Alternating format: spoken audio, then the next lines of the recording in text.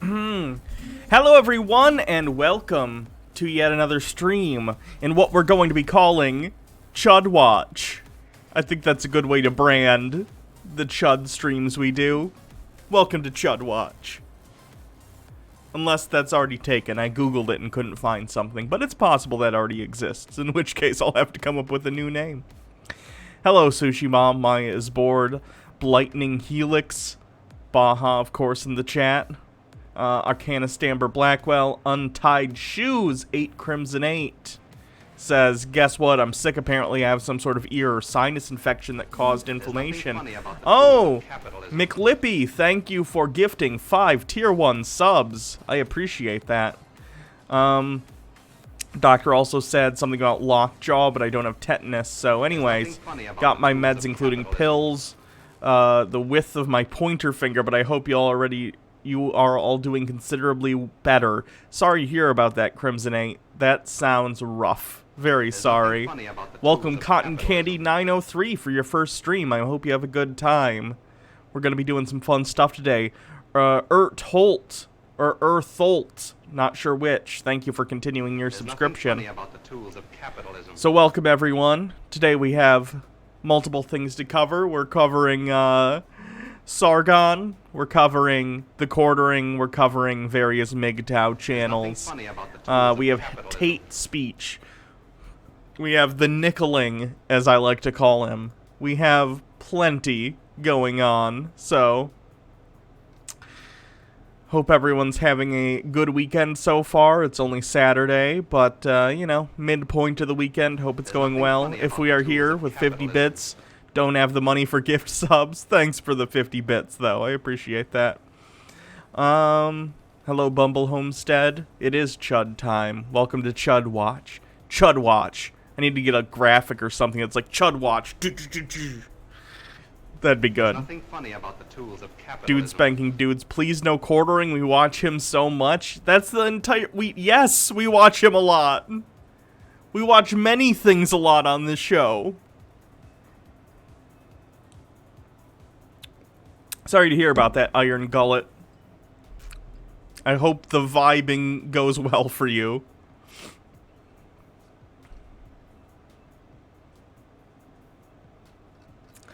Alright, let's flip over to the screen capture view so you can see what I see. Hello, Undead283. Welcome to the stream. Let me turn this music off. You dang kids with your synthwave music. We watch more Hans than quartering. Oh yeah, that's definitely true. Yeah, anyway. Let's see what Sargon's up to. We have the BBC goes full woke and CNN just scalped Tucker Carlson's lead writer. Let's go the BBC goes full woke.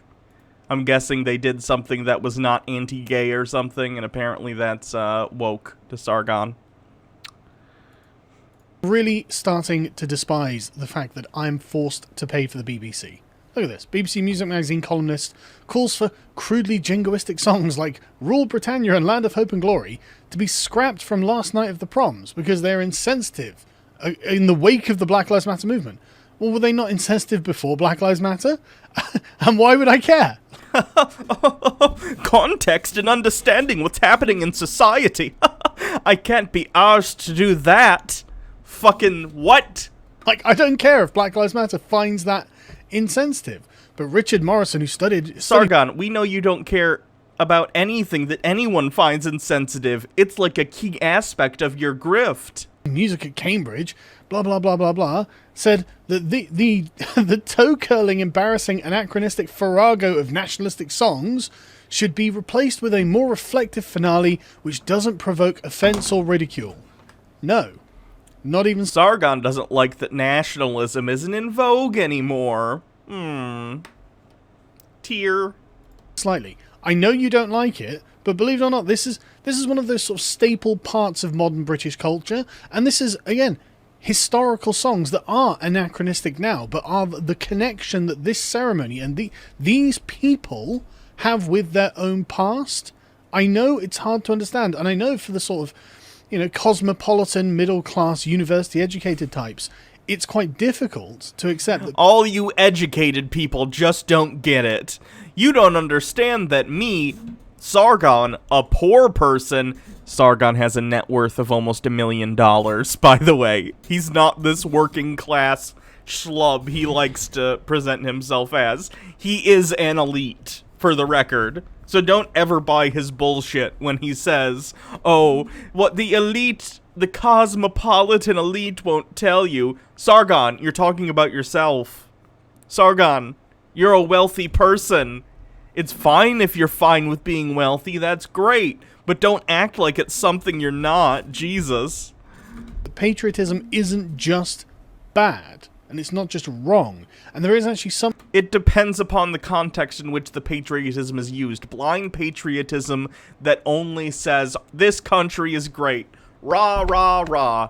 England is amazing. The sun never sets on the British Empire. America, greatest country in the world. In what? I don't know. We're not the best in education, and we're not the best in healthcare.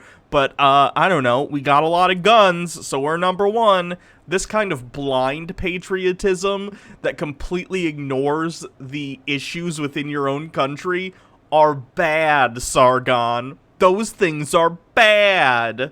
Something empowering about it, and... That's right, like, capitalistic propaganda. Thank you to Dude Spanking Dudes with a bit.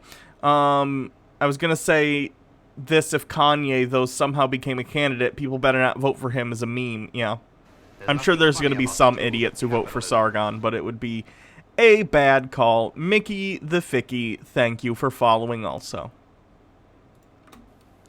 Inclusive about British patriotism. I know that's difficult to understand, but at least... it's not, I don't know, a defense of Islamic slavery? I know you might be, well, that's a weird segue, but... Please, okay, let's hear what he has to say. That's been discovered on the BBC's website. This has been there since 2009, of course, but the BBC, on one side, the country who ended slavery, bad, right? Generally bad. You can't be patriotic to that. Sargon, in order to end slavery, you first have to take part in it. And the UK did not end slavery globally, unilaterally. They chose, by law, to end slavery within the purview of the empire that they had, which is a good thing, but in order to end something, you had to first take part in it. They were already a party to it. This is like people in the US who are like, oh, I don't know why those Black Lives Matters folks are so mad when we gave them their freedom, as if freedom isn't something inherent and a right to everyone, as if it's something that wasn't initially taken away from their ancestors and then had to be given back via war because half the country wanted to keep slaves. Like, you can't, on the one hand, try and say, yay, we ended slavery, but then be like, but we gotta ignore the hundreds of years prior where we took part in it and were economically benefiting from the practice. Like, it's one or the other. You can either say nothing in the past matters, which is pretty ignorant, but at least it would be internally consistent, or you can say it all matters and you need to take it all into account all together. You don't get to just ignore the parts you don't like. It's cringe, it's embarrassing, it's offensive to Black Lives Matter, but the BBC... The concern trolling is, interesting coming from a guy like Sargon. Running defense for slavery, black slavery in Islam, a lot of the time, but not exclusively, obviously. Let me read what this says. It says, slavery in Islam. Slaves were owned in all Islamic societies, both sedentary and nomadic, ranging from Arabia in the center to North Africa in the west, and to what is now Pakistan and Indonesia in the east. Some Islamic states, such as the Ottoman Empire, the Crimean Khanate, and the Sokoto Caliphate in Nigeria, must be termed slave societies because slaves were very important numerically, as well as the focus on polities, energies. It's Encyclopedia Britannica. So it's just like saying, like, hey, slavery existed in these places. Maybe he'll scroll down and it'll say something else, but... For Islam, that's just fine, right? That's just fine. I mean, look at the way they phrase this. How Islam moderated slavery. Okay, but, like, it's probably an actual thing that happened that they're talking about. It's not necessarily trying to mitigate the damage that is the truth of a certain society, whether it be America or the UK or certain Islamic societies taking part in slavery. It's just talking about the fact that it was interesting that it's limited there. Let's see what it says here. Islam greatly limited those who could be enslaved under what circumstances, although these restrictions were often evaded. Islam treated slaves as human beings as well as property. Islam banned the mistreatment of slaves. Indeed, the tradition repeatedly stressed the importance of treating slaves with kindness and compassion. Islam allowed slaves to achieve their freedom as made freeing slaves a virtuous act. Islam barred Muslims from enslaving other Muslims, but the essential nature of slavery remained the same under Islam as elsewhere. It involved serious breaches of human rights. However, while they were treated, the slaves still had restricted freedoms, and when the law was not obeyed, their lives could be very unpleasant. And then it says the paradox. A poignant paradox of Islamic slavery is that the humanity of the various rules and customs that led to the freeing of the slaves created a demand for new slaves that could only be supplied by war, forcing people into slavery for trading slaves. So basically, Sargon, the reason that they're talking about this is that it contextualizes how slavery was done within those societies. We can talk about, for instance, chattel slavery in the US, and how it might differ from this, or in the UK, for that matter. But, like, none of this is, like, how would I put this in a way that Sargon would understand? None of this is simping for slavery, let's say. It's just trying to explain to someone whose only understanding of slavery might be the triangular slave trade as it existed between, Africa, the Caribbean, and the U.S., they understand slavery as that way, where this is a slightly different cultural thing. It's the same reason where if we were to talk about Roman slavery, we would probably talk about it a little bit at length about how it was different from what we understand as chattel slavery in the Western world. Because slavery, well, it is all around the world, regardless of where it is done, an evil thing, and this article even takes time to say, like, hey, the essential nature of slavery remained the same. You're still taking away someone's freedom. That's wrong. It helps to contextualize exactly what we're talking about when we say slavery. Because slavery, well, it is essentially just using someone, taking away their freedom, and using their labor for free. There are specifics that distinguish one kind of slavery from another kind of slavery. It seems that Sargon is mad about this because nuance is something that he is allergic to. I guess it just makes his skin real itchy. Anyway. Islam treated slaves as human beings as well as property. That's so progressive. That's so progressive. Oh, freeing slaves was made a virtuous act. My goodness, freeing slaves was never a virtuous act before or afterwards, and outside of Islam, was it, BBC? Sargon, they're specifically talking about how within their culture it was seen as virtuous to do so. There are places in the world where it was not. Like, look at the American South. If you were a southern plantation owner in the South, if you said, I freed all my slaves the other day, I very much doubt your neighbors would go, wow, what a nice thing you did. No, they'd be like, why did you do that? So a lot of people in the United States who owned slaves felt that, and you can see this from writings that they did. Even some of the founding fathers had writings about this where they felt that this idea of the white man's burden, they felt that people of African descent or people directly from Africa were lesser than white people, and therefore the onus was on white people to take them in as if they were children, despite the fact that they were adults, many of them, and basically use their labor the way a parent might tell their kid to do some chores. Sure, we're enslaving them, but really we're doing the right thing by, fostering them and keeping them in the home and making sure that they're safe. So yes, pointing out the fact that slaves in Islam were treated like human beings who could be freed as a virtue is a distinction between slavery in the United States versus the Middle East. Again, I know you don't want to hear this, Sargon, because nuance is poison to you, but these are the facts. What on earth? Like, why are you running defense for the fact that Islam has slavery baked into it? Okay, if you want to talk about having slavery baked into your religion, the Bible itself, once again, talks about exactly how much you should sell people for, talking about the relative value of men versus women in terms of slavery. Women are worth half as much as a man, if you're curious. Jesus said, slaves obey your masters, and there are specific rules on how to treat your slave within the Bible, which say things like, you can beat your slave, that's completely fine. It says something, let me actually find it, so we can have context here. Beating your slave in the Bible.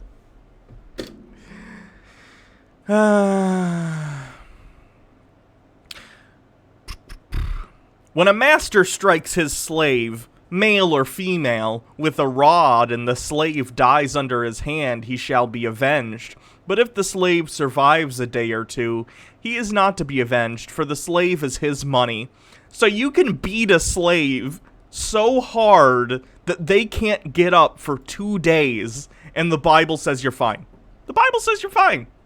So maybe, Sargon, point out that the Western society, which you have such a hard-on for, was built upon many people who believed that the Bible was the Word of God and then used that word to continue slavery for centuries. Because that is a thing. Southern slave owners in the U.S., and I'd imagine people in the U.K., I'm not as familiar with slavery in the U.K., but Sargon, it's not like you've ever cared to make the distinction between the UK and the US anyway, it's all the Western world to you, used the Bible as a justification for the awful acts they committed, as I'd imagine certain people in Islam used passages about slavery to justify their beliefs. But, Sargon, you don't choose to say that slavery is an inherent part of Christianity. You're saying it's inherently part of Islam, as if it's unique. Not particularly. Muhammad was a slave owner.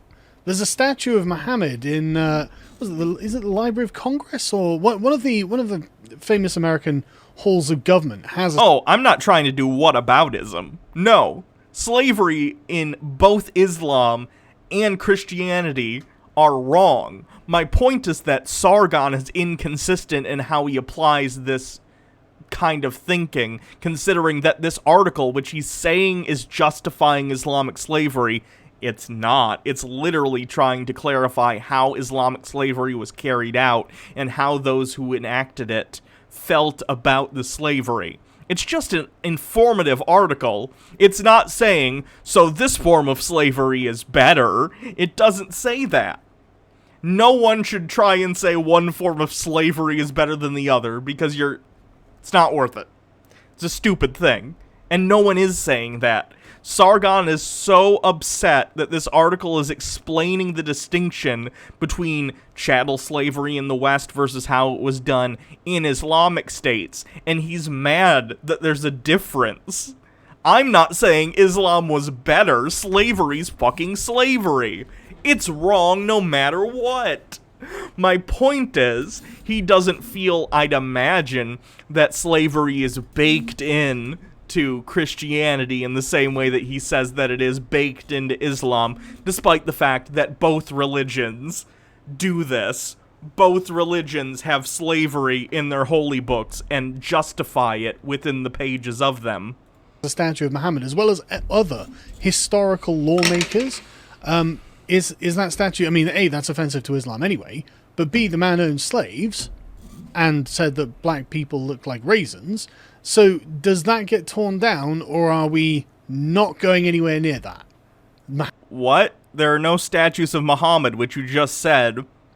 So what are you talking about? Muhammad legitimizes slavery, and as you say here, a poignant paradox of Islamic slavery is that the humanity of the various roles and customs that led to the freeing of slaves created a demand for new slaves that could only be supplied by war, forcing people into slavery or trading slaves. Yes, they're stating facts, Sargon. They're talking about it factually. And you even go into the fact that, what is it? It's, the slaves came from Africa, and a lot of them were enslaved and castrated. But, I mean, That happens in many kinds of slavery. The same thing happened in the West. What's your point? unbelievably brutal. Correct, it is. Slavery is an awful, disgusting thing. And humanity, unfortunately, is pretty shit. But there's nothing to see here, is there? This is good. I mean, slaves could achieve status. This is good slavery. Sargon, at no point in this article does it say, this slavery is good. They're literally explaining things that occurred within Islamic slavery. What don't you get? Why do you read the difference here and think, oh, they must be saying Islamic slavery is good? No, no one is saying that. Slavery is bad, Sargon. Not exactly a controversial take, but then again, you're spending this time looking at this stupid fucking BBC informative webpage that's just about Islamic slavery and getting, like, triggered over it for no reason. It's very strange. Thanks, BBC. Country when slavery cringe. Not good. But, you know, Islamic slavery is very progressive. Gotcha. It doesn't say it's progressive or good. Sargon, you're putting words in the mouth of a person who wrote this that they didn't say. Jesus Christ. Yeah. Right, and this is just the wokeness runs all the way through the BBC, and it has done for years. This is from 2018, where they had a trainee role that just said no whites. Hold on. Dude Spanking Dude says, so this guy's mad at people explaining history? Yeah, basically.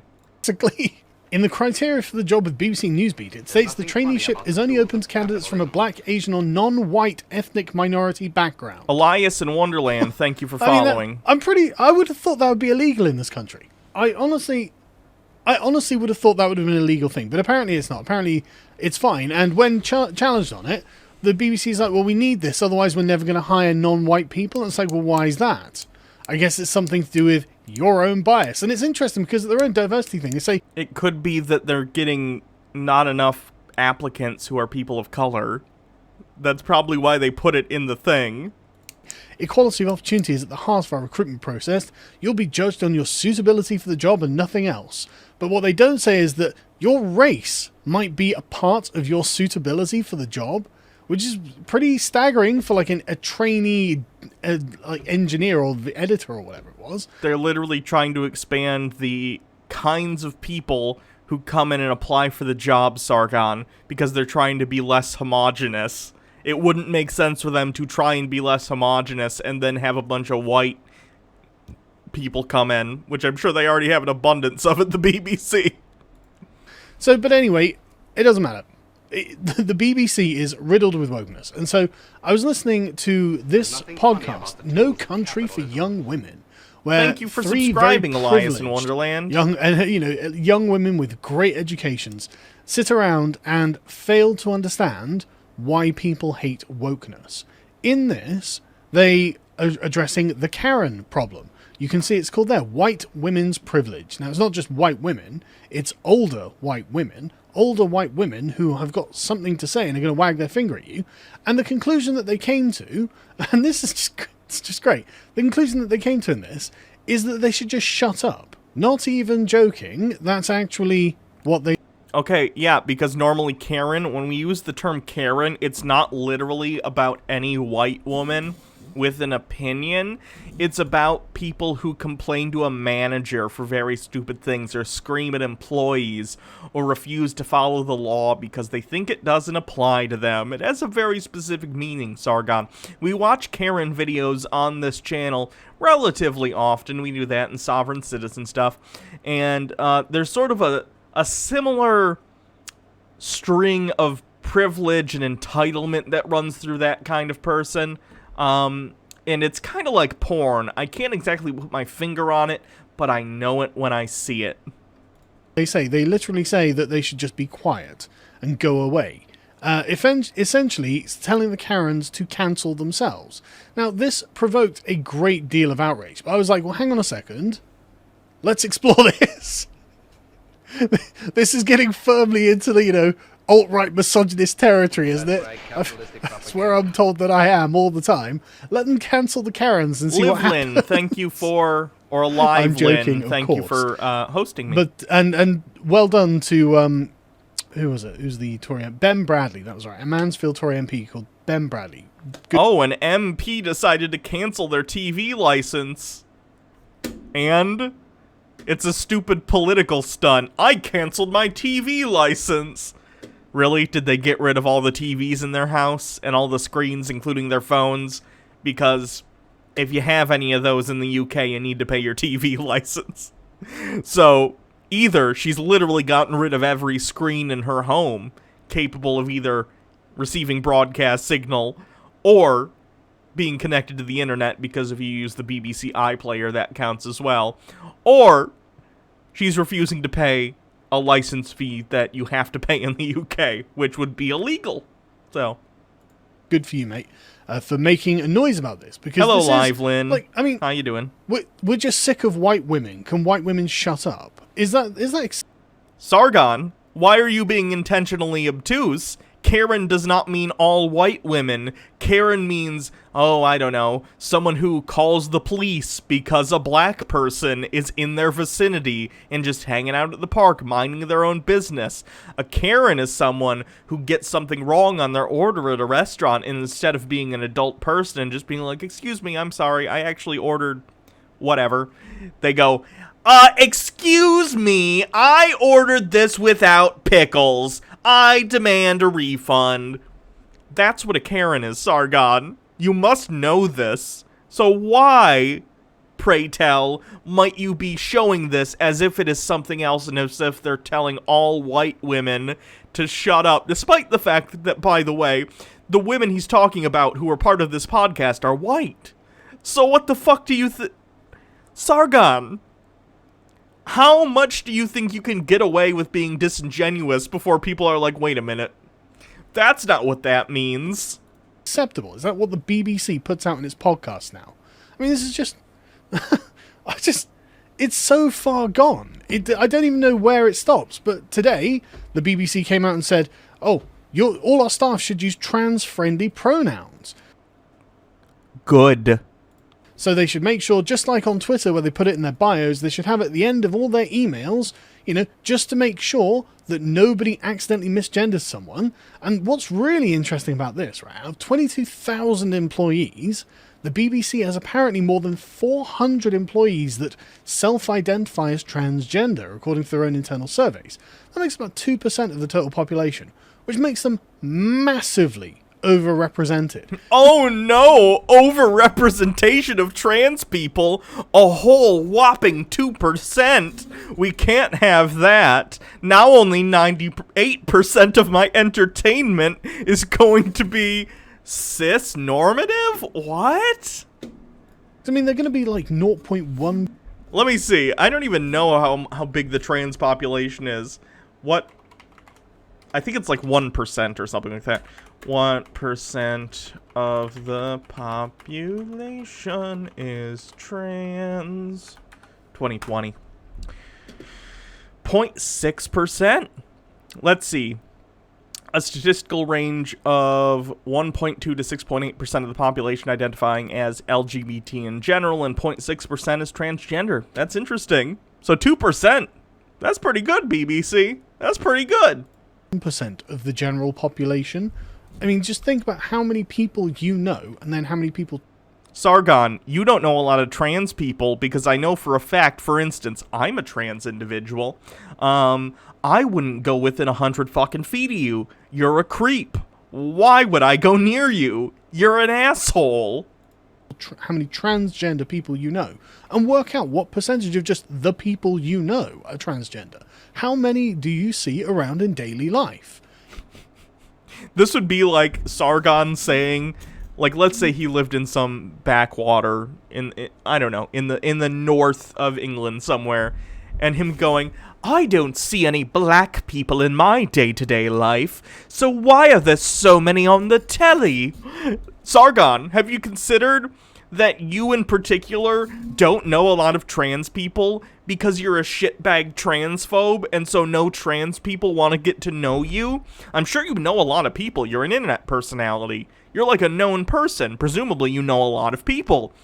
So few of them are trans because people like me don't want to know you. You're an asshole. Like, it seems pretty simple to me.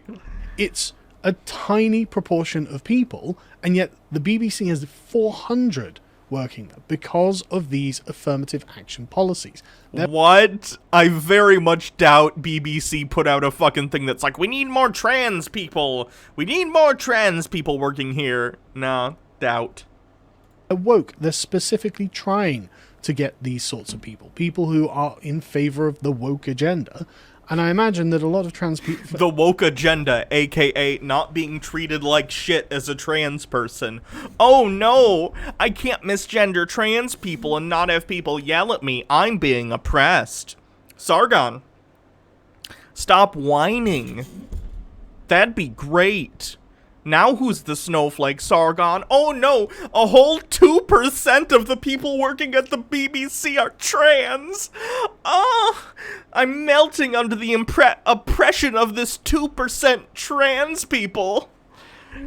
Calm down, Sargon. You're being fucking hysterical. Transgender people are in favor of it because it specifically benefits them. And this is not going to stop. This is going to carry on. It's going to get more... Probably. And Sargon, here's the great thing about all this. Someday, you'll look around you and see a world completely different than the one that you wish to live in. A world that allows people to be who they are and not be ashamed of it. And if you dare come out and say, oh, I don't like trans people, or I don't like gay people, or whatever, people are gonna call you a shitbag.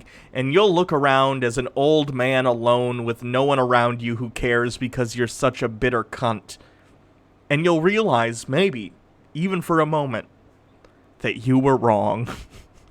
I doubt it, but that would be nice, wouldn't it?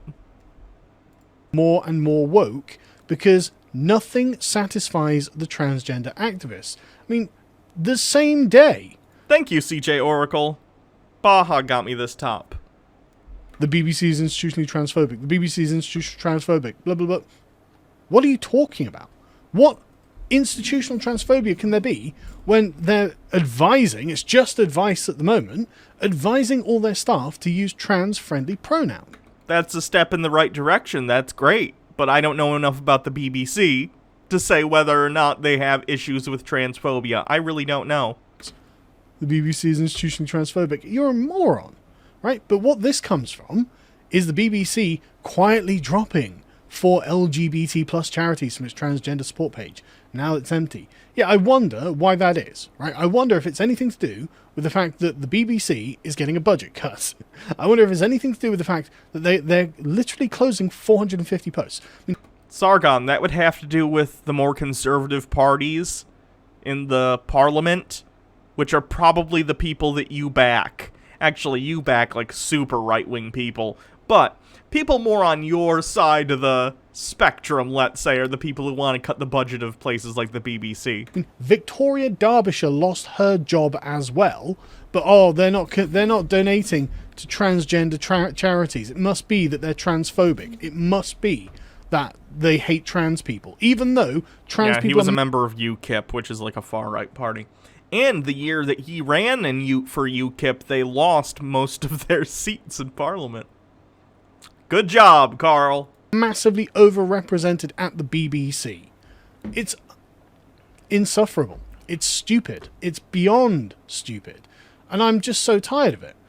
And this was what contributed, this desire for savings and to get more money, is what's behind them bringing back the license fee for over 75s, because when you were over 75, you didn't have to pay the license fee. Yes, we're tyrannising this country, by the way.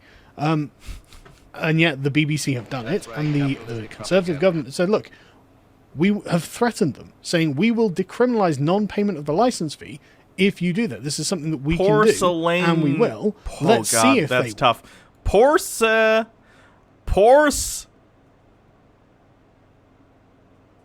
Porcelainiant. Thank you for following. I think that's right. All because they've now done it, so let's see what happens. You know, make them pay for the wokeness. Make them pay for it themselves. I don't want my money having to go to it. I don't care, Sargon. I genuinely don't. Want to have to be subscribed to the BBC. Let other people do it. Let people do it voluntarily, and we'll see if these woke ideas, these woke attitudes, this woke culture that is Delta 9 demonstrably THCA, thank you for anti-male, following. anti-white, Donnie Lurch, anti-straight, thank you for following. like demonstrably against all of these things, but not just all of these things. These are sort of like bits on a totem pole that need to be knocked off. Right, we've got rid of the white males. Now it's the white women. Well, who's next? Well, I've heard that black... It's not white women. Sargon, stop conflating Karens with all white women. That's not what Karen means. Look up fucking Urban Dictionary. Jesus. And are the white men of black people before? So I imagine that means that black men are higher on the totem pole than black women. So I imagine they're the next to go, aren't they? What are you talking about? It's absolutely unreal. The Conservatives have it within their power to decriminalise non-payment of the licence fee. They should do that tomorrow. That would be awful. Don't do that. I'm already concerned because it's looking like the BBC might partner with HBO to do future seasons of Doctor Who, which I am very concerned about as a big Doctor Who fan. Stop defunding the BBC, please. They put out fantastic shit. Should just do it. Let the BBC sink or swim on its radical left-wing propaganda. I mean, in this podcast, one of the women, I don't know which voice it was, but one of the women is sat there going, well, I mean, I'm a feminist, but I'm not going to call myself a feminist unless it's radical, unless it wants systemic change, unless it wants a revolution. And it's like the BBC, the British Broadcasting Corporation, is platforming people who call for a revolution against the country. And we're seeing the sort of signs of the sort of cultural revolution happening, with them going, well, I mean, you know, what we need to do is get rid of our national symbols and songs. Fuck off. Fuck off. But I'll tell you what I've done there is probably violence, because speech, my friends, is violence. And if you'd like to support the channel, you can check out the Spreadshirt store. I have no idea why YouTube keeps letting Sargon on their fucking platform. He's such a shitbag. And he just concern trolls constantly. It's very annoying. Sargon.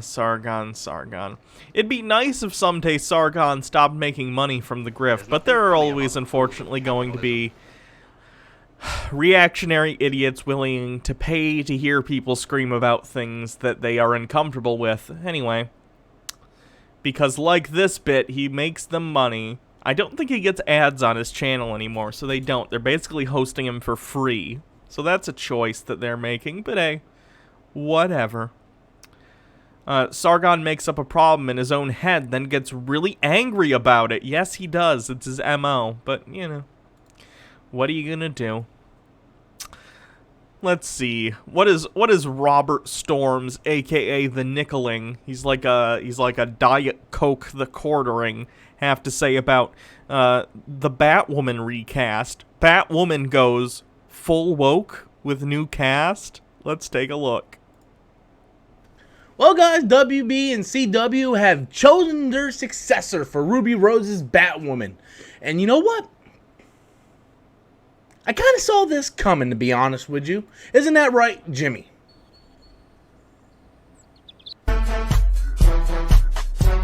His comedy sketches aren't funny. He'll do cutaways to that sometimes, and it's not as funny as he thinks it is. Hey guys, welcome back to the channel once again. I am Robert Storms. As always, if you're finding me for the very first time, please be sure to click that like and subscribe button. Also, guys, in the pinned comment and description box below is a link to our Discord channel. Click the link, become a part of... I point this out almost every time, but I'd like to point it out again. Oh, I have like not actual comic book covers, but I have like canvas prints of comic book covers, classic ones on my walls. So I like the aesthetic, but like every single cover is some sort of fat material, and it's so strange to me. Does this guy literally only jerk off to comic books? That's what I want to know. Because comic books are great. I love comic books. I especially love the Marvel comic books. I love them so much. But, like, why be so focused on the wank material? That's the least interesting part of comic books. of Storm Nation. Also, guys, if you enjoy the content here on the channel, be sure to click the join tier and become one of the premium members with exclusive content and all that good jazz. So, guys, we have a new Batwoman for next season's show. She's gonna. For those of you who don't know, there's a Batwoman show on CW. Ruby Rose was originally playing Batwoman. She decided to leave for multiple reasons, including quite a daunting shooting schedule, and also she almost became paralyzed due to an accident. I don't mean like, oh, she could have, I mean almost. She was like that close to actually damaging her spine so bad she almost got paralyzed, and a stunt woman on the show actually did get paralyzed. So there are a lot of issues with the show. And she decided to leave at the end of this season, and now they're going to be replacing her with a new character to come on and take the mantle of Batwoman. Gonna be replacing Ruby Rose, and they went out and got a black actress to play Batwoman. Oh no! I can't believe he's about to complain about this. Who cares? Who cares? It's cool. Why do you care? So let's go to the article, guys. I'm going to give you my opinion on this thing. So here's our new lead for Batwoman. I can't pronounce her name, guys. I love her hair. It looks great. Be honest, I cannot pronounce her name. Her last name is Leslie. I'm sorry. I'm horrible with names. I'm not going to even try to butcher this young lady's name. So let me see if it says it in the new Batwoman. No, not Batman. Sorry. New Batwoman.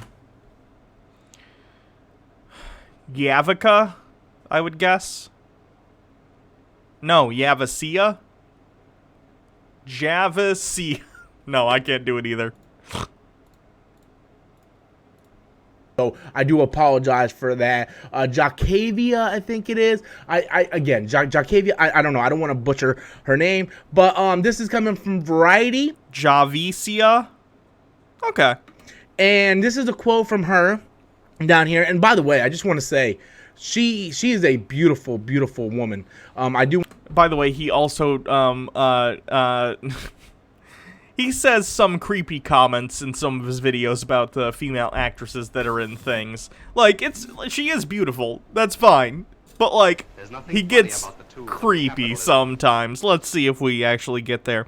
Dude Spanking Dude says, your show is great since I can have you on in the background while I do Final Fantasy 14 online quests. Well, I'm glad. I want to say that before I give my input on this. I am extremely proud, this is coming from her, I'm extremely proud to be the first black actress to play the iconic role of Batwoman on television. And as a bisexual woman, I am honored to join the groundbreaking... I'm pretty sure Ruby Rose was bisexual as well. ...show. Let me look.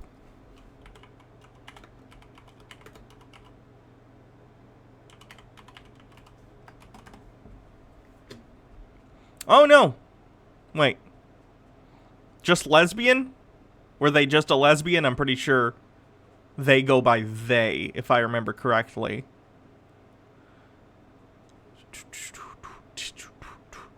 Okay. They're a lesbian. My bad. Not bi. Which has been such a trailblazing for the LGBTQ community. This says Leslie here, and here's my thoughts on this, okay? This broke yesterday. We talked about it a lot last night on the live stream. It was the main topic on Storm's Live last night, and here's my thing. I already see people bitching about this. Oh, Batwoman's going full-on woke now. Like, a woke show's going woke and all this and all. And I can only give you my opinion on this. I am not going to judge anything until I see the first episode. Oh, good. He's not going to be an asshole. Lately, he's actually had the opinion of, like, who the fuck cares? Watch the show. And I'm glad. I'm glad the Nickeling's not being such a reactionary piece of shit. That's nice. Now, I wasn't a big fan of Ruby Rose. I don't think Ruby Rose is a good actress in the first place. But even then, I gave episode 1 a try, and it wasn't for me, okay? Now, I will say I looked up her IMDb, which we'll go to her IMDb right now. She has been in quite a bit of things. I'm not going to lie. Haven't seen her in anything. I have not watched any of this. And, again, gorgeous, gorgeous girl. And then, I went through some of her pictures. Again, very, very attractive young lady. and I am willing to give her the benefit of the doubt. That's what I'm going to do. See what I'm saying? He gets a little creepy with the way he talks about it. I'm going to give her the benefit of the doubt, and I'm going to tune in and see. And here's the thing. She's not playing Kate Kane, right? She is not playing Ruby Rose's character. This is a new character to this show. And people can go out there and they can throw out their hate videos and everything. I like a lot of the DC shows, by the way. I like The Flash, and I haven't watched a ton of Arrow, but I like The Flash, and I like Legends of Tomorrow, and I like Supergirl. I've seen a little bit of that. So I gotta watch Batwoman at some point, but I don't know. And I understand that my title of this video, Titans, was good. I haven't seen Doom Patrol, though I have heard Doom Patrol's quite good. and my thumbnail is very misleading because I am very much pro for this, okay? I'm all for this. I want to see what happens. Could this be a disaster? Absolutely. But I think it's wrong for us to judge something without even seeing anything. Good for this guy for not being so good. Good. I think he's actually learning. That's a positive thing when anyone decides, hey, I'm not going to be a reactionary piece of shit. Not anymore, at least. I'm going to be accepting and understanding and, like, let's watch it. Good job. Good job, Robert. So many people are running with it. Oh, yeah, he needs to tone the creepiness down, but that's... I'll take one step at a time with this. Going, oh my God, this show's going full woke. Well, you know what? Here's the thing.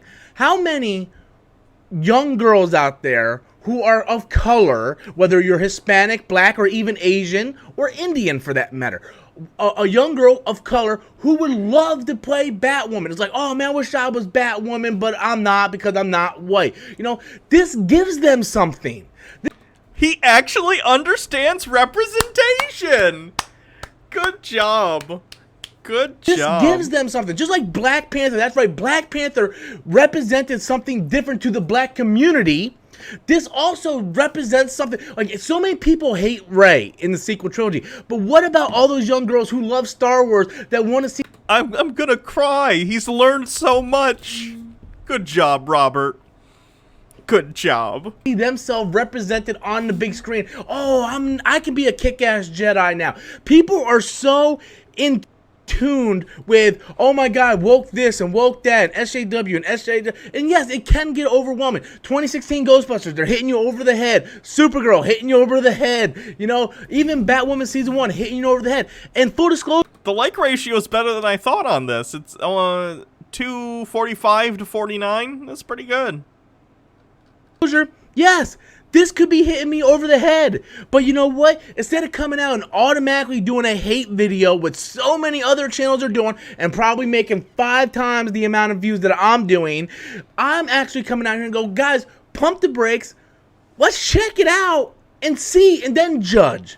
Again, my boy Anzo said last night, she could be a great actress, do the part real well, rather than if it has expecting shitty the worst. writing. Yeah. Good for him. He's slowly... Now we just gotta get him to be a little less creepy and overt about his horniness. That'd be great. Like you did last season. Like, you can be as thirsty as you want, but maybe not, don't wear it on your sleeve quite so obviously. Nothing's gonna change. Again, if they come out in here and they start hitting you over the head with all these basically political things like women this and like the soup for the women, and like if they do that, then they're shooting themselves in the foot. And I understand, thank you for but the why are follow. we going to sit here and automatically judge and hate something without any context and even giving her a shot in the first place? Look, this is great. I'm going to call this section A Tale of Two Chuds. And now let's see how the Quartering chose to cover this exact same thing.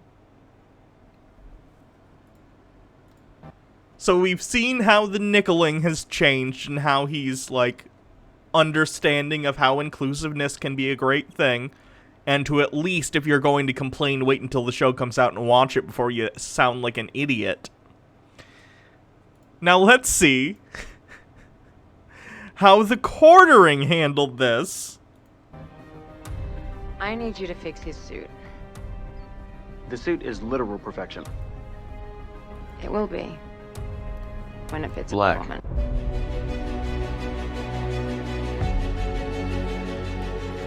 Yikes!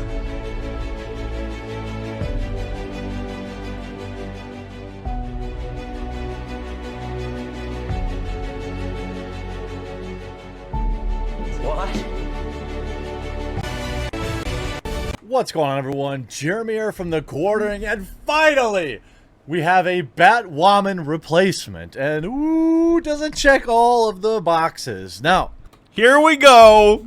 Jeremy, you never disappoint with how big of a shitbag you are. That's right. As we all know, there are two races, white and political. So anytime someone who isn't white is in a thing, obviously it must be because of political correctness and not because they were the best person for the job. Fuck you, Jeremy. Dopes Monk, thank you for following. just want to give you a brief history of how we got here.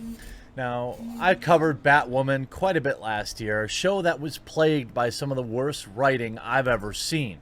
Sure, it relied on a lot of the Zol my god, we're super woke, please watch our show, Slay Queen. I haven't seen Batwoman, so I can't comment on this, but Jeremy thinks this about anything with women in it, so it's kind of hard to tell. Marketing had never really materialized into a consistent audience. We've seen this play out time and time and time again.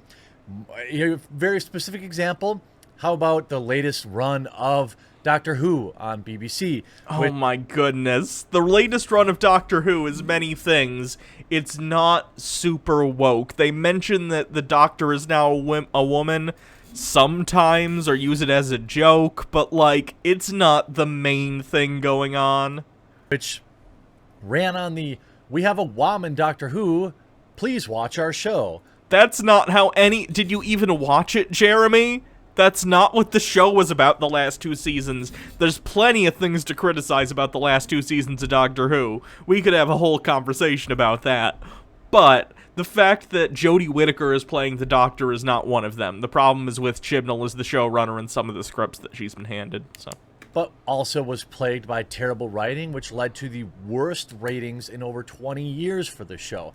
We can look at Batwoman, which had a... Stop saying woman like that, you fucking weirdo. Who talks like this? Absolute huge amount, massive amount of early interest, peaking at 1.86 million viewers on their debut episode, but it did nothing but decline for the entirety of the show. That's pretty typical of most shows that aren't like Game of Thrones. I'm talking about Game of Thrones at its height, not in the last, like, 2 or 3 seasons. Most shows will start out with a bunch of people watching at least the first couple episodes, and typically it'll drop down from there. That's pretty common. Of course, it'll be more severe when shows get worse and worse, or if they're just bad, but losing audience members is, like, common throughout a season. Showing especially nowadays when people are more prone to watch things after the fact on streaming, or they'll pirate it, or they'll rent it on like Amazon Prime or whatever. Barely any ability to increase the existing audience outside of the crossover events that it had with the other shows in the Arrowverse, ending with a pathetic 739,000 viewers in its finale. I mean, shoot. About the tools of capitalism. Dude Spanking Dude says, history of Whammon word. Whammon started with PewDiePie as a joke, then some right-wingers and chuds took the word. It's like the word Karen, but it's meant for women in general since it's meant to belittle a woman, and like saying Whammon is irrational. Ah, gotcha. Makes sense.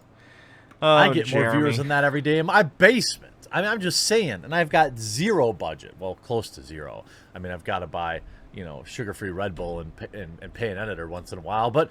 Oh, and that lovely meme war hat that is certainly not embarrassing at all. Outside of that, it was just bad writing. Great concept. Batwoman would have been a decent show had it had, I don't know, actual writing. There were times when it started at 1.86 million. There were times that it had just 630,000 viewers, losing 2/3. I don't know what the typical is for the CW. Let's take a look at, what's the website he's using? Let me take a look. No, that's kind of hard to read. TVSeriesFinale.com.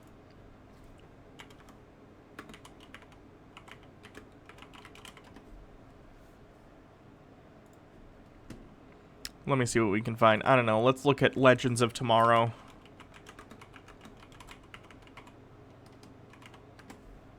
Because that's sort of a C tier.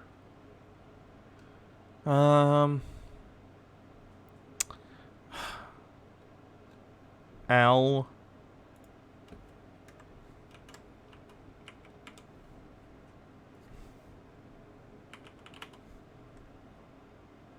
Let me find it. Oh, God. Legends. There's nothing funny about the tools Oh, it's of not on capitalism. here yet.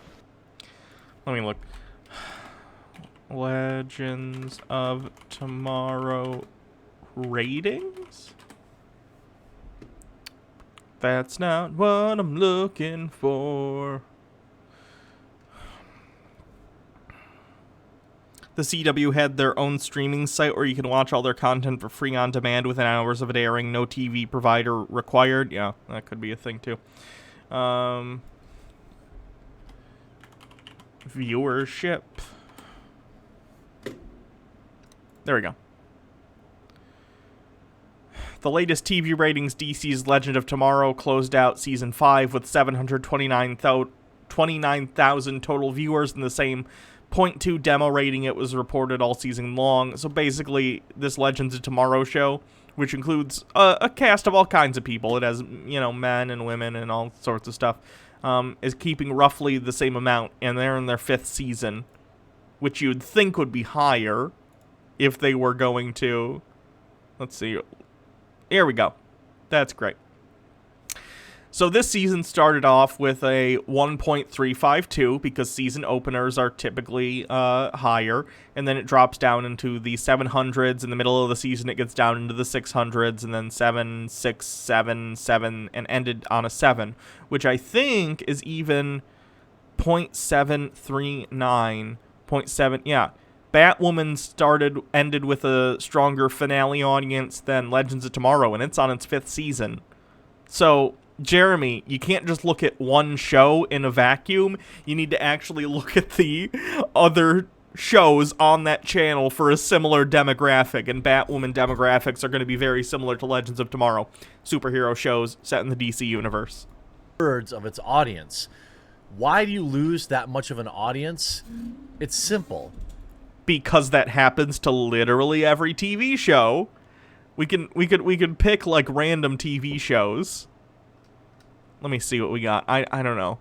America's Next Top Model.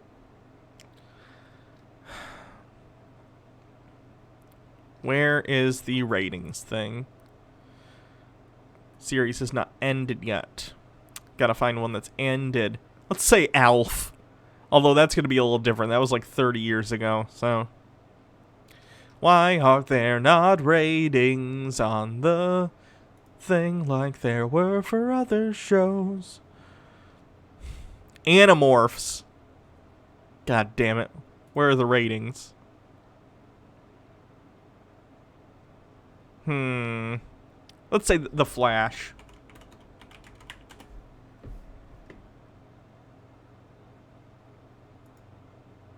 I'm gonna... Control F.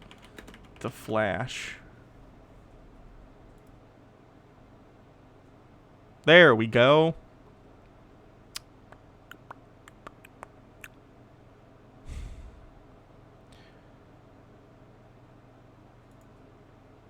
Trying to find the ratings. This website's awful. Very unintuitive. Bad writing, bad choreography, bad acting. That's why you lose it. Again, I don't know. Like I said, I haven't seen the show. It might be awful, but it's not awful because it's woke, as Jeremy likes to imply. And it's certainly not any worse off than the other shows on the CW network. It's pulling its weight fine. It's doing fine for a show in its first season. It'll probably pick up more viewers as the first season finds its way onto streaming services like Netflix or HBO Max or wherever it's going to go. And season 2, I don't know, it'll probably get more viewers. You don't lose Even if it doesn't, it's doing the same as a show that's in its 5th season, which is pretty good. it because people are against the main character being a member of the LGBTQ It's actually doing better than the show that's in its 5th season, so... community. They wouldn't have been here in the first place. right, And by the way, capitalism just to put propaganda. things in perspective, you know, 1 to 2 million viewers. Thank you, is Ferdy all Goat, for following. any show on the Arrowverse gets. So ultimately, it would have been deemed a success had it not been circling the drain. Now, we saw It's probably still considered a success. They're doing a season 2. the end of the show come around, and Ruby Rose quit. I don't blame her. I wouldn't want to be tied to that disaster either. But It's probably because she almost got paralyzed and didn't like the amount of work that it took in terms of shooting schedule. I was in the kitchen, and Kiki like came in, looked up at me, and I was like, "Do you want to go see Hannah?" And before I even had it out of my mouth, she sprinted here. But CW fans were stunned when it was announced last week that Ruby Rose would be leaving Batwoman. It's a big deal because she's the one playing Batwoman. The announcement came just after Season 1 finale, with Season 2 greenlit a long time ago, so why would she just walk away? It's not due to health concerns. Rose recently suffered a severe back injury or harassment. Rose was previously chased off Twitter for being a lesbian actress.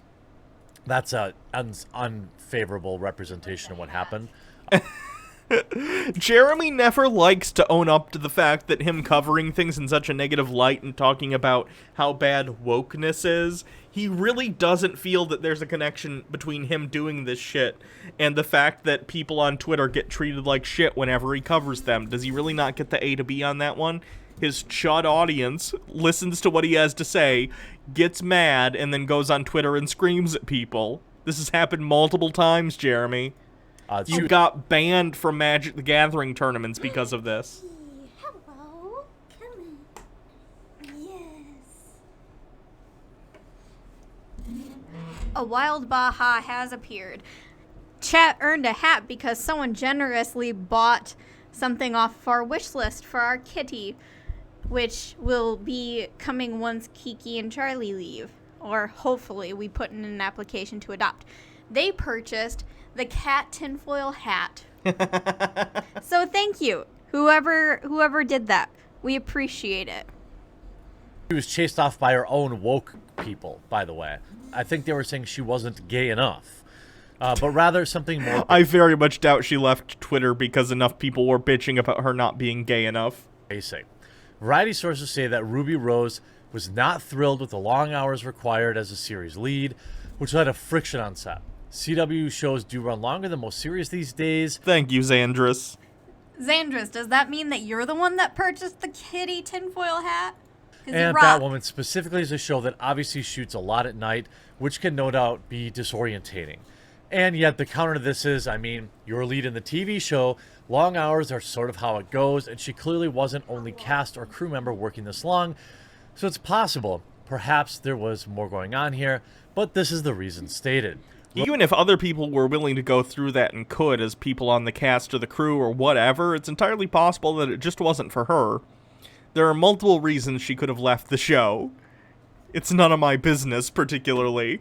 Like, she can do whatever she wants. Rose's departure is a big deal for her show that Batwoman will have no other choice but to recast Kate Kane entirely instead of writing the other character out. The showrunners have already said, like their first search, they will again cast an LGBTQ actress to play the LGBTQ role, something they personally feel very strongly about. Again, this is where their head's at, right?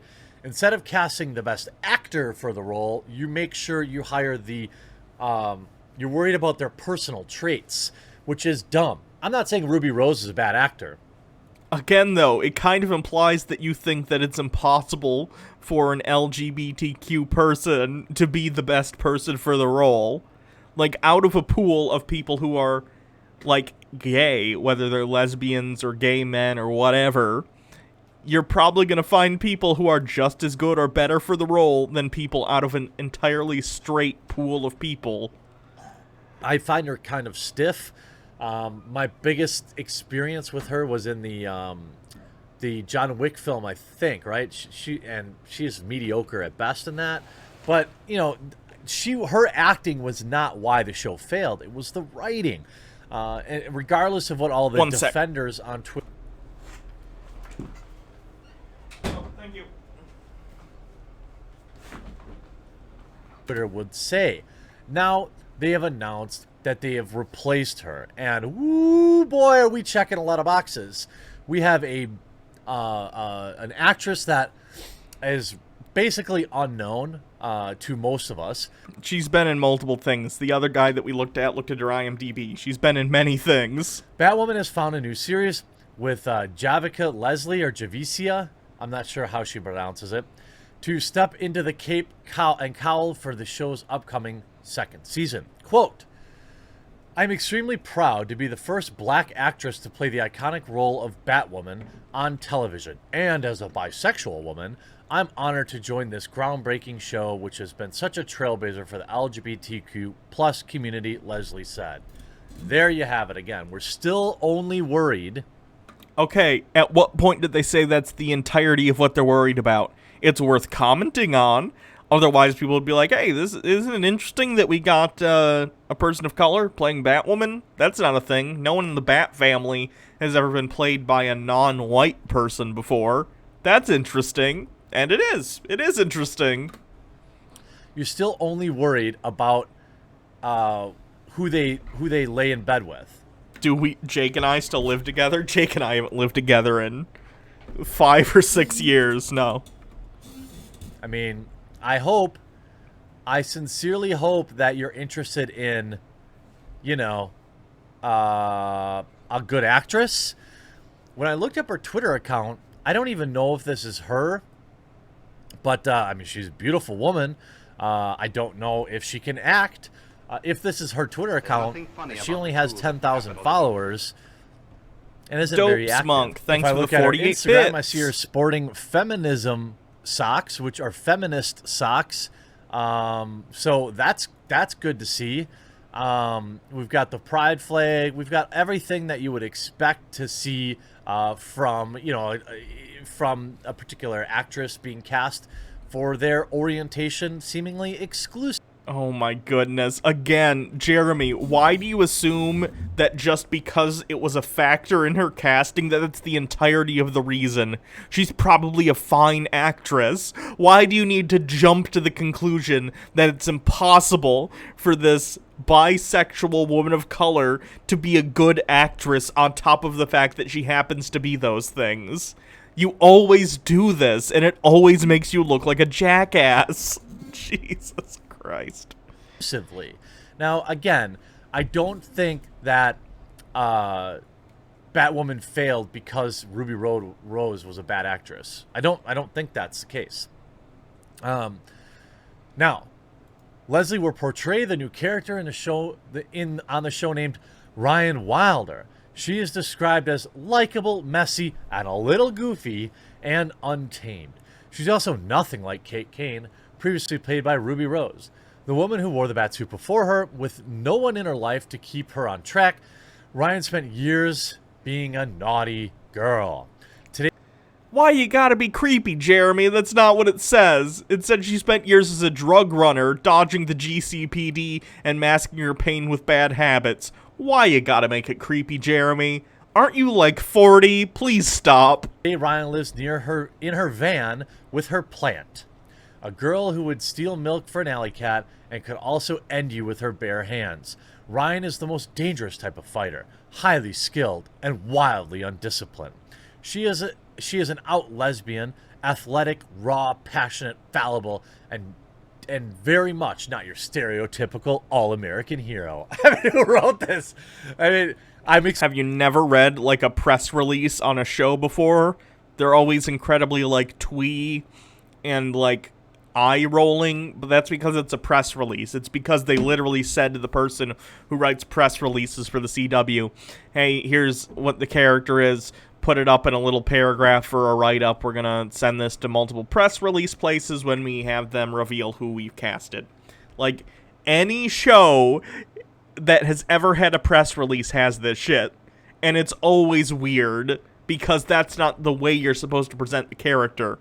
Obviously, if you try and encapsulate any character in a single paragraph, especially by someone who writes press releases, is going to do it in such a way that's a little bit eye-rolly. That's just a thing, Jeremy. Don't you cover media? Shouldn't you know this? You're reading Variety. Have you never read Variety before? expecting to see quote marks around it, but there are none. Like, Variety wrote that. Variety is shilling for this show. It probably came directly as a press release. They probably should have put quotes on it, but I guarantee that came directly from the press release they sent to Variety. That, by the way, sucks. All right? Now, I admit and understand that clearly Batwoman is not for me. In fact, most of the marketing around the show has explicitly told me that. And that's okay. Not every show needs to be for everyone. Really? Because you make a lot of videos about how butthurt you are that every show isn't made for you, and every video game isn't made for you. Like, you've made about 20 videos in the last month about The Last of Us 2, and how much you don't like it for, like, having gay characters. Like, maybe chill out. However, you know, the comic book industry, you know, that I cover, it's interesting to me that, you know, you wonder, is this going to sell comic books? No. It might. I mean, Miss Marvel, for instance, is, or Miles Morales, are instances of inclusiveness within comic books that have led to a widening of the demographic of people that read comic books, especially these days with the streaming apps that you have for comics, whether it be Marvel Now, which I use, not an ad, I just actually like Marvel Now, and DC has a similar version. I don't remember what it's called. Right now I think it's DC Universe, but I'm not sure if it'll continue to be that in the future. Tons of people read comic books now, especially with how popular the movies are. And yes, a lot of people like to read comic books about people who fall into demographics that they are. Jeremy, for instance, I understand if you want to read a comic that's like about a straight white dude with a beard. That's fine. I don't care. That's great. Have that. That's awesome. But when anyone's like, I want a comic book hero who reminds me of myself, whether it be someone who's like a person of color and a lesbian who might want to read about like a Batwoman who fits that same like role, or if it's like, let's say there was a superhero who's like trans and I was into that, you seem to get mad because you don't want there to be diversity. You want to go back to the days of homogeneity, which isn't even a real thing because Marvel Comics has had inclusiveness in their comics for a very long time, since like the 70s. So before you were even born, Jeremy. Jesus Christ. Now, Leslie takes over leading the series from Rose, who shocked fans when she announced her departure in May. As Compu says, but don't you know he's the only one in history who ever reads or has read comic books? And Ruby Rose said. True. This is amazing. I'm so glad Batwoman will be played by an amazing black woman. That's the first thing you see? The first thing you worry about is... Welcome to capitalism, Jeremy. Glad you noticed. Welcome. Their skin color. I don't get this mindset. It's a subset of basically rainbow capitalism. You see this in Pride Month when companies like change their logos to a rainbow and are like, we support LGBTQIA rights, which is great. I'd prefer they do that as to rather than stay silent, because a lot of the messaging in our culture comes from companies. So offshoots of that are things like this, where you're like, oh, this is a Batwoman who is both a person of color and queer. They put that at the front because they know that that will get a lot of people to watch the show. You don't have to like it, I guess, Jeremy, but bitching about it seems very out of touch with reality and the reality of the systems that we live within, right? I wanted to congratulate her on taking over the Batcape. You are walking into an amazing cast and crew. I can't wait to watch season 2. You're going to be amazing. Hey, maybe she will be. I mean, prior to being a Batwoman, she started on the CBS series God Friended Me, which aired for 2 seasons. The show was produced by Warner Brothers Television. She also starred in the BET series The Family Business and the film Always a Bridesmaid. So she's got a couple of things on her under her belt. She is rep by Nobody Cares. Batwoman is produced by the Berlanti Productions and associated with Warner Brothers. The show is scheduled to return in January on Sunday nights. Now, I suspect we will see another small spike in the initial ratings. Well, usually the season opener of any show has a spike in ratings because people are more likely to sit down and watch the season premiere live than they are, like, episode, 5 out of 12 or whatever.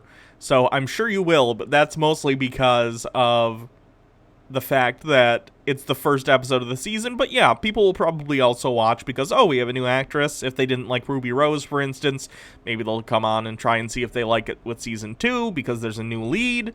Who knows? I don't think, look, obviously they're going to recast the role. They really didn't have any options. But I don't think that this is going to help the show if they don't drastically change the writing. Of course, everybody in the woke community is extremely proud. I'm curious, though, how is she playing Batwoman? The woke community, a.k.a. most of the people on the internet who are happy to see more inclusiveness in all facets of everyday life. When she's not actually a bat. That's the biggest concern I have. Like, why is this woman taking roles away from bats? Bats... Oh, is this his attempt at a joke? Is this as close as he can get to trying to be funny? Valiant attempt, Jeremy. Bold of you to attempt humor while wearing the cringiest hat in human history. Need to support their bat families too, but for whatever reason, this would make sense if you were talking about Man-Bat, not Batwoman. Get better jokes, Jeremy. Javicia or Jevica thinks that she's above that. Bats are extremely underrepresented in Hollywood, and it's a little off-putting to see her stealing roles from the hard-working bat actors who are relegated to B. Is this an exercise in seeing how long you can stretch out one joke? Because we're coming up on, like, almost a minute, and it's just the same joke. Roles as kind of spooky things. We're never really going to get to see the bats for who they really are, and for that I am extremely disappointed. I hope you enjoyed this video. We'll talk to you again real soon.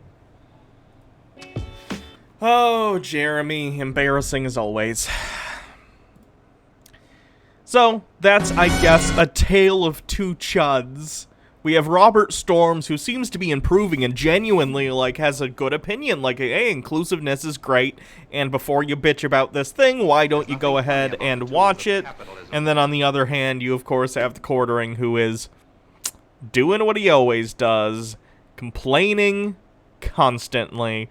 Thank you, Clockwork God Complex, for extending your subscription through August. Thank you very much. And Ask Compu says, is he dehumanizing people of color by comparing them to bats? I think he's just telling a bad joke. He's just telling a bad fucking joke.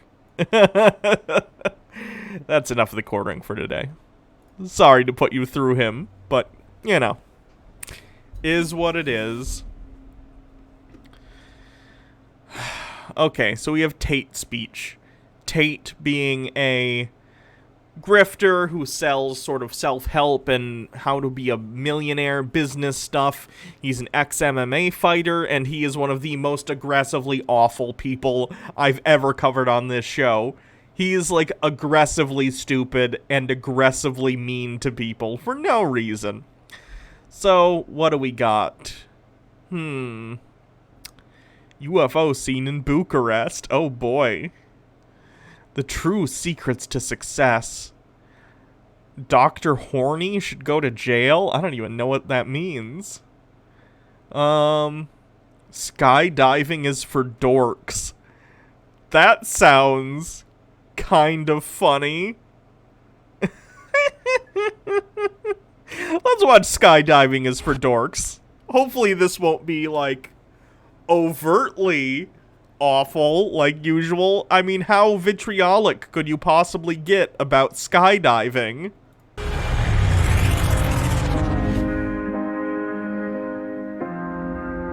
I have not seen Howard Dare. We're talking about skydiving. Tate, did you maybe forget to get dressed before this video? I think you might be forgetting something. So I've never jumped out of a plane. I almost jumped out of a plane. I was in Dubai, and I thought, fuck it, I want to jump out of a plane. Is this going to be a story about how he was too... And don't get me wrong, I'm with him on this. I do not want to go skydiving. I'm too much of a chicken shit to jump out of a plane. You're absolutely right. It's not for me. And Tate, it's fine if it's not for you either. But instead of just being like, you know what, not worth it for me, I'd imagine he somehow is super internally conflicted about the fact that he views himself as this courageous alpha male, but he couldn't jump out of this plane for reasonable reasons. I mean, it takes a lot of confidence to jump out of a plane, and a lot of daredevil, devil may care attitude. But the fact that he didn't do it, I assume, is like really getting to him because he views himself as this like alpha male. He can do anything, whatever. So now he's probably going to tell us why really, if you jump out of a plane, you're the dork and you're the coward. He's not. He's definitely not experiencing some sort of insecurity about the fact that he couldn't skydive. You're actually the dork for skydiving. Which is hilarious. Why not? So I went there and they said, oh, it's tandem and we're going to strap you to an instructor. I said, wait, whoa. Strap on to a dude? This sounds too gay. Fellas, is it gay to not die your first time skydiving? I'll do it myself. I want to jump out of a plane by myself. Like, okay, well, there's a 1 week course you got to do, blah, blah, blah. So I started going to these classes. And during these classes, I accepted, and I now understand, that I am happy to die having never jumped out of a plane. Not Okay, that's reasonable. No one can force you to skydive. It's a very particular activity. It's like a daredevil thing. It's like a thrill-seeking thing. And if you like to do it, that's awesome. I'm glad you do. But if you don't, that's fine too. Not only is it a bit scary, of course, jumping out of a plane, but on top of it all, it looks massively, it just doesn't look pleasurable. Nothing about it looks fun. When you start the training process, they explain how you jump out and they show you all these videos of people's parachutes going wrong and how you have to, pull your emergency chute and all these people who die and all this bullshit. But even if everything goes well, when she described it to me, my instructor, that's another thing that put me off. If you want me to jump out of a plane, give me a man to teach me. Why? Why would it matter? What about having a floppy dong has anything to do with jumping out of a plane? I've heard of pointlessly gendered bullshit like those wet wipes that are like dude wipes. But are you seriously gendering the concept of jumping out of a plane? Why? What the fuck does it have to do with you having balls, Tate? What does it have to do? Who cares? Don't give me some fucking woman. Like, you want to build confidence in me to jump out of a plane, you put a woman in front of me. I don't listen to women. I don't listen to women. Yeah, 'cause you're a dick. So I'm sitting there and paying attention, trying to pay attention to her female ramblings. She's talking shit. And you jump out of the plane, even in Dubai, which is hot. When you jump out, it's like -5. Yeah, you wear a lot of, like, stuff protective because it's very cold, because you're high up, and high up in the air, it's colder. That's how the atmosphere works. So you're jumping out into fucking freezing cold. It's all ice in your face. It's freezing cold. And then when we were practicing on the harness, when you pull the harness, you just get the biggest wedgie in history. And then you float in the cold for like 10 minutes, shivering. What's fun about that? A lot of people get like an adrenaline rush. It's like an interesting thing to do if you've never done it. It's sort of like, I jumped out of a plane. It's such a dangerous concept and you're able to do it. And a lot of people like that. Plus it's just like fun for a lot of people. It's not fun for me and it's not fun for you, Tate. But like, just because you don't like something doesn't mean you need to trash it for the people who do enjoy it. Why? So I'm watching this going, the cold put me off. I don't like the cold. Once they said the cold thing, I turned to Tristan and said, I don't want to fucking jump on the cold. It's fucking cold. I don't like cold. I don't want to jump, I wouldn't jump in a lake that's -5. Fuck, I want to jump out of a plane that's -5. It's fucking cold. So I said, well, when can we do it where it's warmer? She's like, well, maybe in April. So that pissed me off anyway. So Tate's mad about the weather. God damn it. Sitting there, blah, blah, blah. And then I looked around the skydiving That's room. right, capitalistic propaganda. So I always thought people who jumped out of planes were like badass. Pro Like I Squatcher, imagined thank you the for skydiving following. school would be full of like military types. Or dudes like me. You know, like supreme specimens of man. Tate, you're in shape. I get it. You're an MMA fighter, but why is this the focus of who you are as a person? In trying to mold yourself physically, you've completely ignored your personality, and it shows. But it was actually full of fucking geeks. If you go to a skydiving school, these people are fucking nerds. I'm talking about... And yet they all jumped out of a plane and you were too big of a bitch to not do it.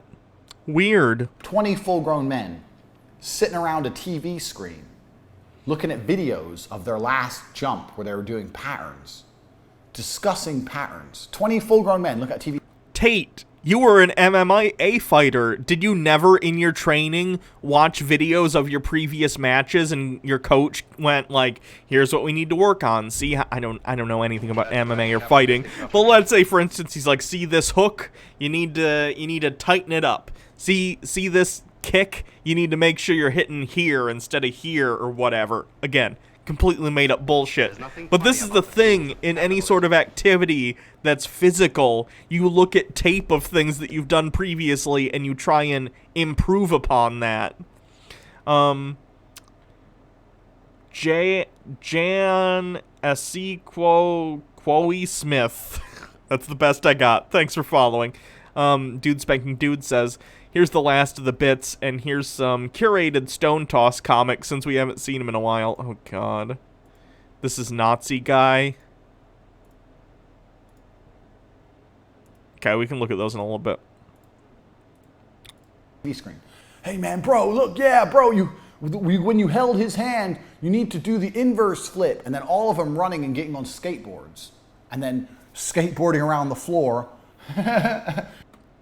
Tate, they're practicing how to do their formations on the ground. Why are you making fun of this? Tate, it's fine if you were too scared to go do it. Who cares? No one would judge you for that. Except for people like you who are assholes. Why do you feel the need to, like, all of a sudden be like, you know what? All skydiving is super gay. That's why I didn't do it. It's not because I was too afraid to jump out of a plane. Pretending they're doing their geeks, bruv. I was like, what the fuck is this? It was probably the most geeky shit I've ever seen in my life. These are adults talking about holding hands, walking around in patterns together, trying to do hand holding. Yeah, that's part of the skydiving routine they're working on. Fucking nerds. Tate, do you not think you're like an MMA nerd? A nerd is basically anyone who's interested in anything. So you're like a, how do I put this? You're probably an MMA nerd. You're into fighting and the science behind that. You're into hating women. You're kind of a nerd for hating women. To add to that, most of these people who jump out of planes, that's all they do. That's their whole life is jumping out of planes. So they don't do anything else. So they ain't got careers. They ain't got like hot wives. And wait, why are you assuming they don't have careers? For one thing, one of the people there was your teacher. They probably work for the company or whatever that does the skydiving. That's a career. Some of these people might be doing professional skydiving shows, which is a thing. And even if they aren't, it's their hobby, Tate. That doesn't mean they don't have a job, too. Jesus. Supercars. They ain't got shit to lose like me. They ain't got shit. They just float around the world and jump out of planes. Like one guy there goes, yeah, I just live at the skydive school and I pack parachutes. So he spends all day packing people's parachutes for them. Yeah, it's what he likes to do. He's clearly passionate about skydiving. I wish I had anything I'm as passionate about in my life in terms of hobbies as that guy is about skydiving. And as much as, like, that guy probably likes skydiving almost as much as you hate women, Tate. That's how much he loves it. Don't you wish he could love something that much? For tips, so he has enough money to eat and sleeps on the floor of the school so he can jump out of planes all day. So Tate genuinely can't understand the want of anything outside of money, which he already has. So at this point, it's just the pointless accumulation of wealth for nothing but to look at your bank account go up with no, like, positive benefits. He can't understand why someone would be passionate about something outside of the want for more money, and that's really sad. everyone there's broke. And this dude was there, and he's like, hey, man. He's like, hi. Hey, is your first jump? I was like, yeah. He goes, hey, man, for your first jump, you want to wear our T-shirt for our team? I said, what's your team? He goes, we're called Sky Junk. I was like, Sky Junk? Well, are you junk? Like, are you good? No, we're really good. So why'd you call yourself junk if you're good? How do team names work? You know, one day I saw this team and they called themselves the Hornets, and they didn't even have thoraxes. It was such a fucking lie. Jesus Christ, Tate. He's like, yeah. Anyway, so here's our blazer. It's $25. Trying to sell me a motherfucking T-shirt so he could buy a sandwich. Tate, you literally run a grift online where you tell men to come and buy your stupid program to get rich, when really you made your money being a fucking MMA fighter and grifting other young men into buying your program. I was like, nah, it's fine, bro. He goes, you need to jump out of the plane in something. I was like, yeah, I'm wearing a T-shirt, motherfucker. I don't need your T-shirt. I mean, in something. I mean, he should have come up and offered me a fucking parka. If he would have offered me a fucking big coat, I probably would have took it off him, because I can't find one to buy, and I'm jumping out -5. Trying to sell me a motherfucking T-shirt? Sky Junk? There ain't nothing junk about this. Pussy. Whole place is full of nerds, dorks, geeks, losers, society's outcasts, and then it clicked. Society's outcasts. They're just skydivers. It's their hobby. That's why you jump out of planes in the first place. There ain't no man out there with supercars, with 10 beautiful women, with a company. He's trying real hard to justify why he was too big of a bitch to jump out of that plane. And I say this as a huge bitch. Not jumping out of a plane either. But I also am not so insecure that I feel the need to attack an entire hobby because I'm not interested in it. Need to run with a big ass house with a cigar lounge inside of it. Who thinks, I need to jump out of planes? It's dudes with nothing going for themselves, no girl. They've been playing Dungeons and Dragons their whole lives. Have you played D&D? It's a lot of fun. You should try it, Tate. It might involve too much math for you, actually. Maybe strike that. Never mind. They find they need to do something else. Nobody respects them on the street. Nobody cares if they live or die. If their parachute doesn't work and they splatter into the ground, no one gives a fuck. One less loser. They ain't got nothing to lose. So they meet some other losers and they decide, hey, if we all jump out of planes, we can hold hands in a circle. And you can film it on your GoPro. And afterwards, we can watch it on the TV and see how symmetrical our circle was. Yeah, it's like any sport. They're trying to perfect a craft. You don't need to understand it or even like it. It's just a thing they do. And good for them. I'm glad they all have a hobby and it's something to work towards together in their free time. That's great. Why do you feel the need to judge these people? And then you can jerk him off and I'll jerk him off. And we'll all jerk off in a circle jerk. You're literally in half your videos with your shirt off. So, if we're gonna talk about homoeroticism... No thanks. Jumping out of planes is officially for geeks. And that is why... Officially, Tate said it, so it's true. On the third day of my 5-day course, I sat there and said to my instructor, I've decided I don't want to jump out of a plane anymore. She goes, no, don't worry. It's not scary once you're up there. I said, no, this has nothing to do with fear. Somehow I doubt that. I've decided I don't want to jump out of a plane anymore. It's cold and it's for nerds. So what I'm going to do instead, and if you watch Tate Confidential, you can see me do exactly this. There's a link to Tate Confidential below. What I'm going to do instead is go rent a Lamborghini and tear through the mountains. Because that's what G's do. I guarantee this lady went home and was like, you're not going to fucking believe this. This douchebag was too afraid to jump out of a plane, and then he started rambling about something about a supercar and how he's a G. Like, it's fine, just don't jump out of the plane if you don't want to.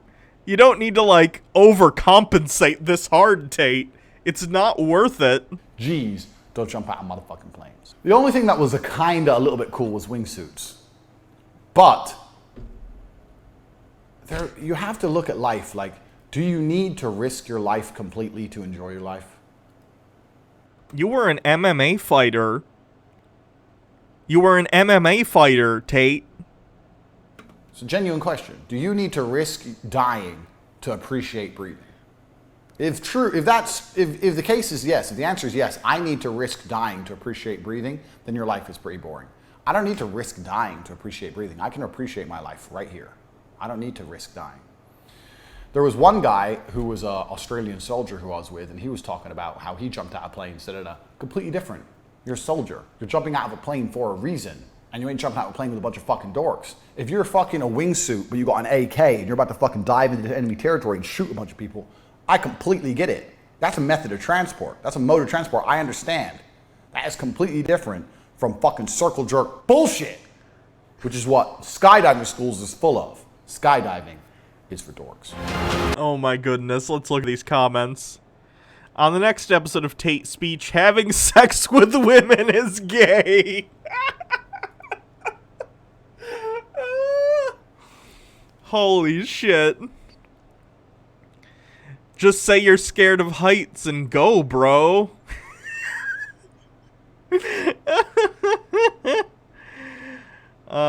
This guy pussied out, so now he's trying to justify it to himself. True. Very funny. That's enough Tate speech for today. He's so bad. Tate, please stop. Anyway, let's see what else we got. Oh, I was sent some comics from Stone Toss. Known Nazis. Known Nazi, singular. So let's take a look at these awful comics. This person says, "Hey man, want my old mattress?" He says, "Sure. Fair warning, I have skeeted on it though. Ew, no thanks. How about this couch? I skeeted on it too. I'll pass. My old computer? Let me guess. Yep. No. How about my ex-girlfriend?" And then he looks questioning. It's almost like human beings, for one thing, if you've ever, let me just say this. If you've ever been in a hotel, you've been in a bed where people have fucked and jerked off. So, maybe grow up. Secondly, it's almost like human beings are completely different than objects. Weird. Like, if you have roommates and you have a communal area with a couch, I guarantee some of your roommates have jerked off on that couch. Grow the fuck up. Jesus Christ. Literal objectification of women. This is literally objectification. Anyway, next. But without immigrants, who will cook us this authentic Chinese food? And then it's a Spanish guy. That's douchey. Jesus Christ. State of mind. Okay, racist, can you guess which brain is black and which is white? No, I can't, you got me. Say, can you guess which IQ distribution is white and which one is black? Oh my god. Here we go with the biological essentialism when all of this can be explained by sociological realities and how IQ tests are made. Jesus Christ, these people.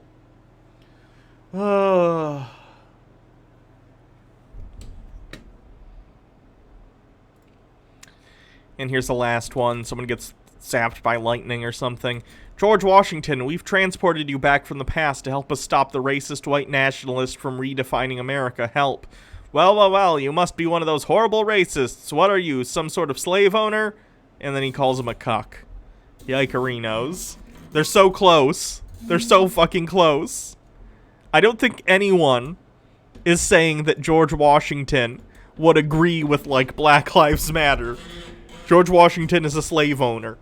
What we talk about in terms of living up to the ideals of the Constitution, regardless of the fact that the people who wrote the words, "We hold these truths to be self-evident that all men are created equal," it doesn't matter that they didn't recognize that people of color were human beings. What matters is that the sentiment that everyone should be equal under the law is a good one.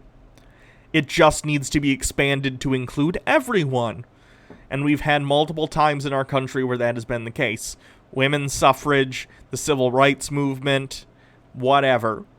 It's a continual struggle to try and make sure everyone is seen equally under the law, and ideally within society as a whole. But it has nothing to do with what George Washington actually thought. I don't give a fuck what George Washington or Thomas Jefferson or Alexander Hamilton or any of them thought in particular. It doesn't fucking matter. They've been dead for centuries.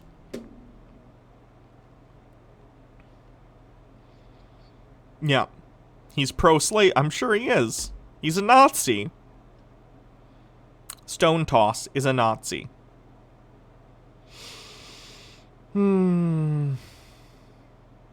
Anyway. What do we got? Better Bachelor and Black Pigeon Speaks. Let's see what Better Bachelor's up to. This has to do with Will and Jada Smith. Rather than struggle to date when young, age and good finances win the day for men. Yikes. Social media bans, left versus right. Can't a man take a vacation without the world falling apart? Let's see him bitch about the fact that I assume this is going to be about the fact that, like, Reddit has been doing a lot of bans of racist and turfy communities recently, which has been fantastic. Like, Gender Critical got banned from Reddit. It's a Fetish got banned from Reddit, which was a sub that said that trans people really are secretly fetishists, which is incredibly fucking offensive, to be honest. And tons of other stuff, and they got banned. This could have to do with other stuff that I'm not aware of, though, too. The Donald did get banned, yes.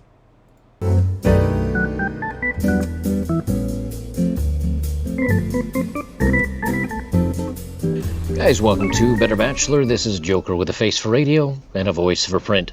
I'm on vacation. Obviously, I've taken a few days off. I didn't bother to mention anything to anybody. I just felt like I needed a breath of fresh air, so I went up to the Outer Banks where I had no cell reception. I was going to... Did I see the cringe that Will Smith posted about not electing godless leaders? That's weird. Isn't he a Scientologist anyway?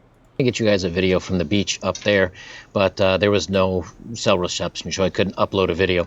And then, you know, I made it here to, I'm on Staten Island here in New York visiting some friends, and I've been at the beach all day today. And, you know, I haven't been online, and I jump online, and I notice all of these, the ban hammer has come down across the board on things. And I'm not going to split screen. I'm just going to reference this myself here. But I noticed that on Reddit, they deleted, completely deleted the Donald Trump community in 2000. Yeah, that's partially because, for one thing, they were quarantined quite a while ago because they kept brigading and had a lot of racist stuff on the front page. They also ended up, they supported, oh god, I believe the Charlottesville protests where Heather Heyer got murdered by an alt-right neo-Nazi or whatever. They were like trying to get people to go prior to, of course, that happening. Really, the Donald was a hive of scum and villainy. Anyway, they, a few months ago, were told by Reddit, hey, we're getting rid of a lot of your mods because they refused to actually moderate the community in a reasonable way. And out of protest, the Donald locked all threads. So for like 2-3 months or something like that, no new posts were allowed because the mods were refusing to allow Reddit to come in and get better mods. So Reddit just decided, fuck it, they're gone. Others that are quote-unquote offensive content, which is, you know, they'll say it's hate speech or things like that, but... There are other Donald Trump communities, I'm pretty sure they're still there, just not the Donald. There's conservative is still there, which is basically the Donald after the Donald got locked. Nothing that's really defined as hate speech. There's nothing that defines it as, well, if you say these things, it's bad. And many times when it comes to content where you're being a little critical of... when you're being critical of someone else, anyone else. They're not being a little critical. The Donald literally talked about killing T-slurs. You know what I'm talking about? T-slurs? What I am, but a slur version of transgender. and they were really awful. So, no, it's not just that they were being critical, it's that they were actively promoting violence towards others that were not within their community. You can be critical of men and you can be critical of white men. But other than that, if you're critical of somebody, it seems somebody takes some issues with it. And so now there's 2,000 Reddit forums that are gone, and then there's a crackdown on Facebook, and they've given the Boogaloo crackdown, they call it.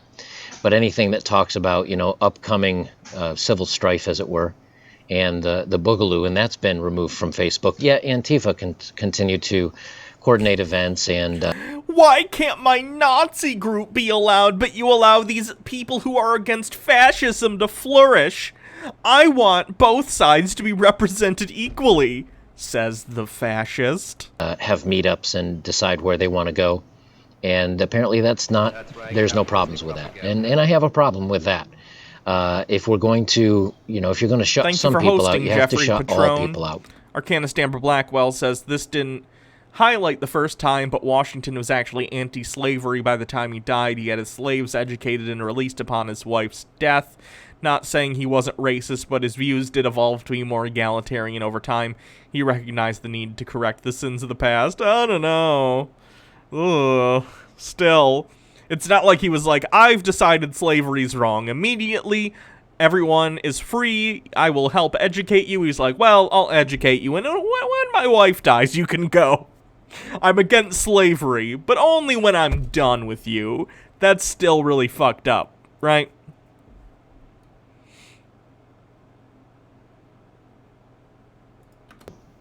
And then the last one I saw is that YouTube just got rid of Stefan Molyneux.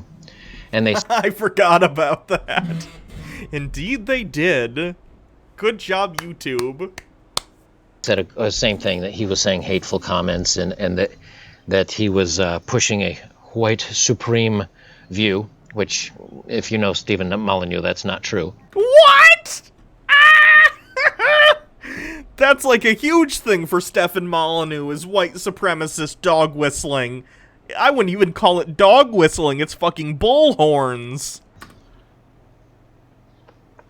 That says a lot about Better Bachelor, that he thinks that Stefan Molyneux is not a white nationalist. And all of this happened right within a day or two of each other.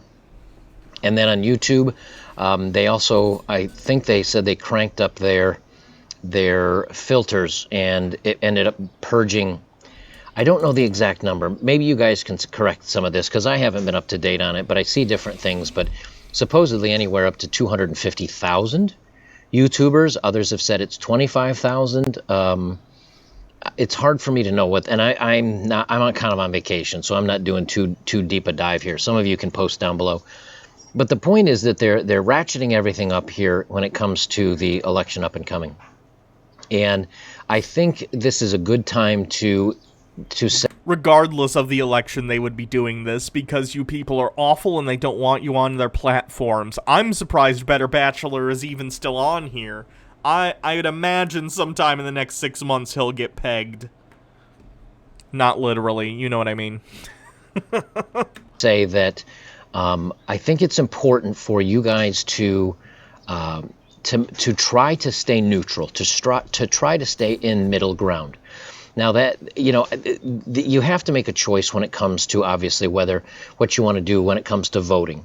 Or do you want to be on the side that's tearing down statues, or are you on the side that wants to preserve them?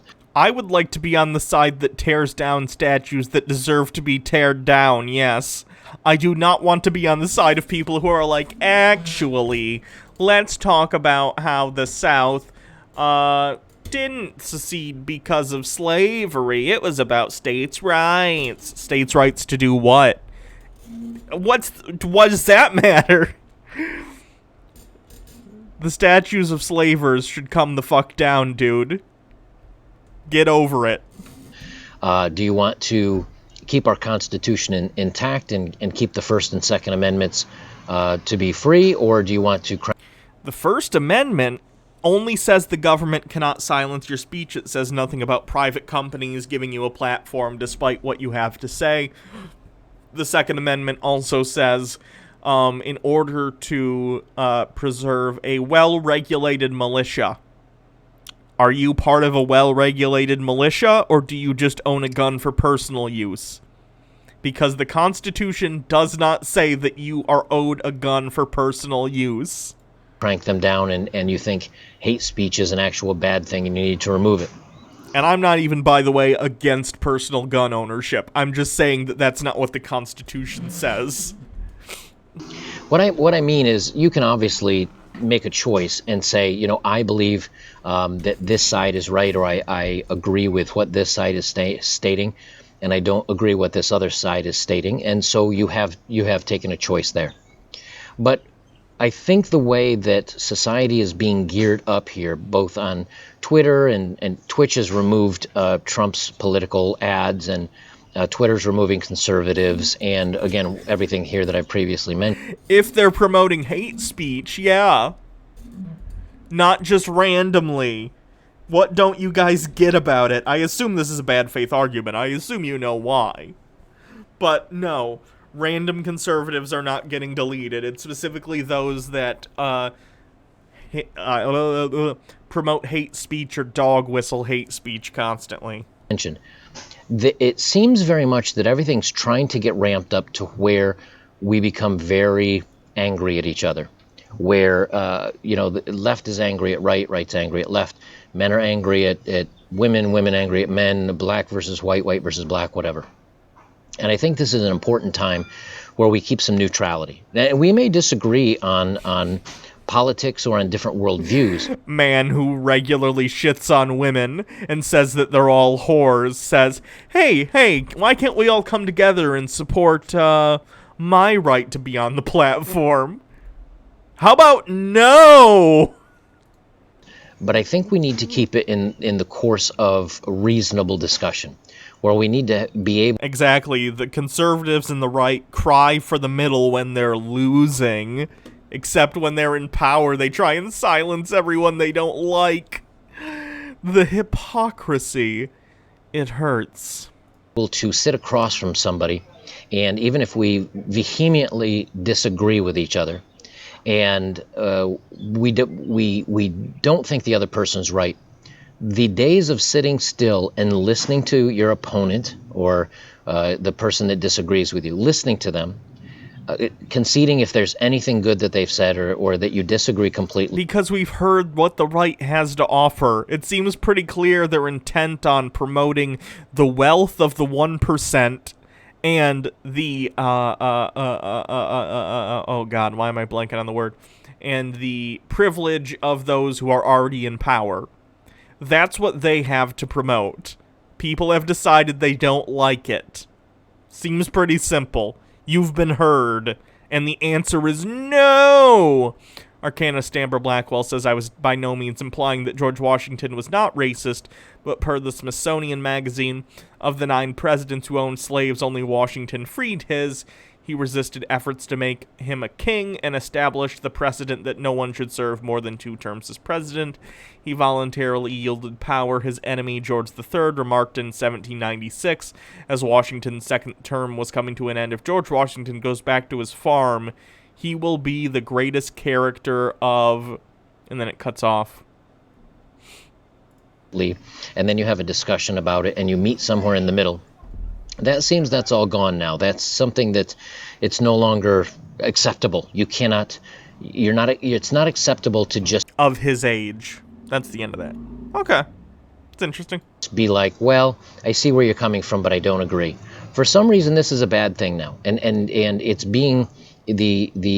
The political atmosphere is so trying to force people to take sides, and I think that's, you can take your side, but I think when it comes to prepping for battle and getting ready to have a knockdown drag out with the other side, I think that's wrong, and I don't think that does a service to any of you young men out there or anyone else, because it sets up these next 4 or 5 months and maybe even these next couple of years as a real knockdown drag out war.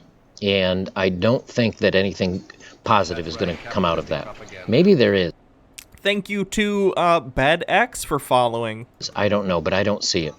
It just seems that it's everything's getting ratcheted up to 15, and it's designed so that we go nuts on each other. And so, with that being said, I want you guys to try to keep a clear head. Don't get, I've advised many times not to be on social media. This is a better time than ever, because now if you say the wrong thing, you can lose your job, you can lose your friends, you can lose your... I am supportive of this. If you are on the right, feel free to get off social media. Excellent. Please get off for your own... I don't know, you like the word liberty a lot. For your own liberty, get off social media. That would be excellent. Family. I think it's a good time to quietly sit on the sidelines and watch everything go by. And it doesn't mean that you don't have that you don't vote a certain way that you believe, or you don't defend your beliefs. I think you should always defend your beliefs and be a strong person when it comes to that. But there's also a point in time where you say, choose your battles. Social media, you're not going to change the world by screaming at someone on social media. You're not going to change the world by getting in a fist fight with somebody on the street because you guys have a disagreement. The only way that you're going to come to a real change is to make sure that A, that you're voting the way you want to vote, and B, that you are able to separate yourself away from the chaos and try to find a safe place to a safe place to kind of view and make sure that your assessment of the situation is right. Because I cannot tell you how many times I'll see a news story, and after a little digging, the half of it was left out. I can't tell you how many times that a quote was taken out of context, and the story completely changes. And the media and... I'd love to see an example of what he thinks that is, because if he's talking about, like, Donald Trump, for instance, Trump in context is often much worse than out of context. Politics and these corporations, they're all definitely trying to make sure that we fall in line with their views and their beliefs. And if you don't... Let me be clear about something that this guy doesn't seem to get.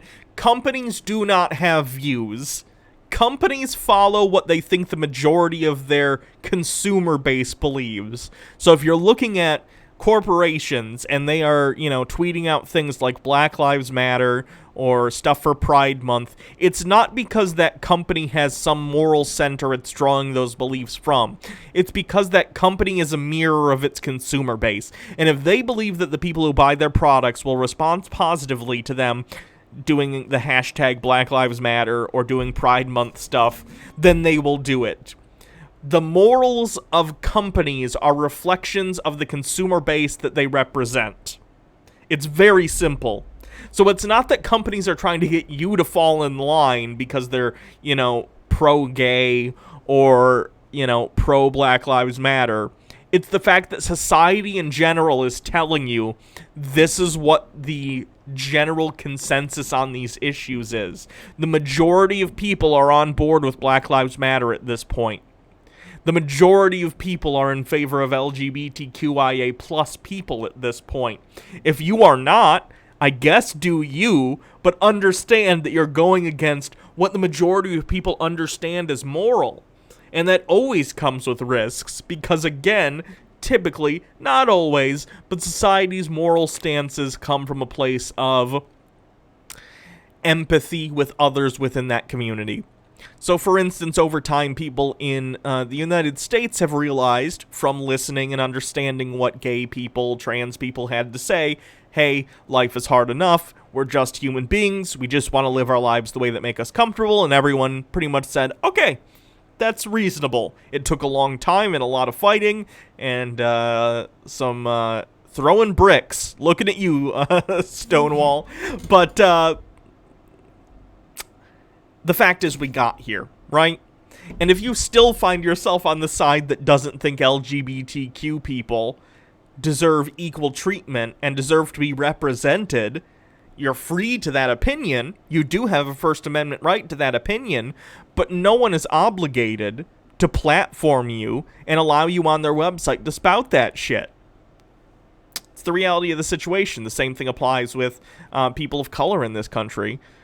It's a long road ahead still, but the fact is, as a society, we've become more aware of the plight of people of color, especially in regard to their interactions with the police, especially because of technology and what it allows us to see that used to be hidden.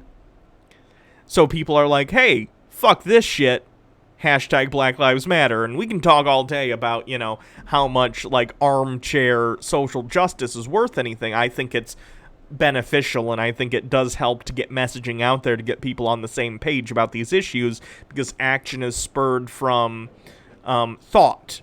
The more people you can get on board with the idea, the more people who will work actively to make that idea come to fruition, whether it's police reforms or defunding the police, whatever. Oh, I lost my train of thought.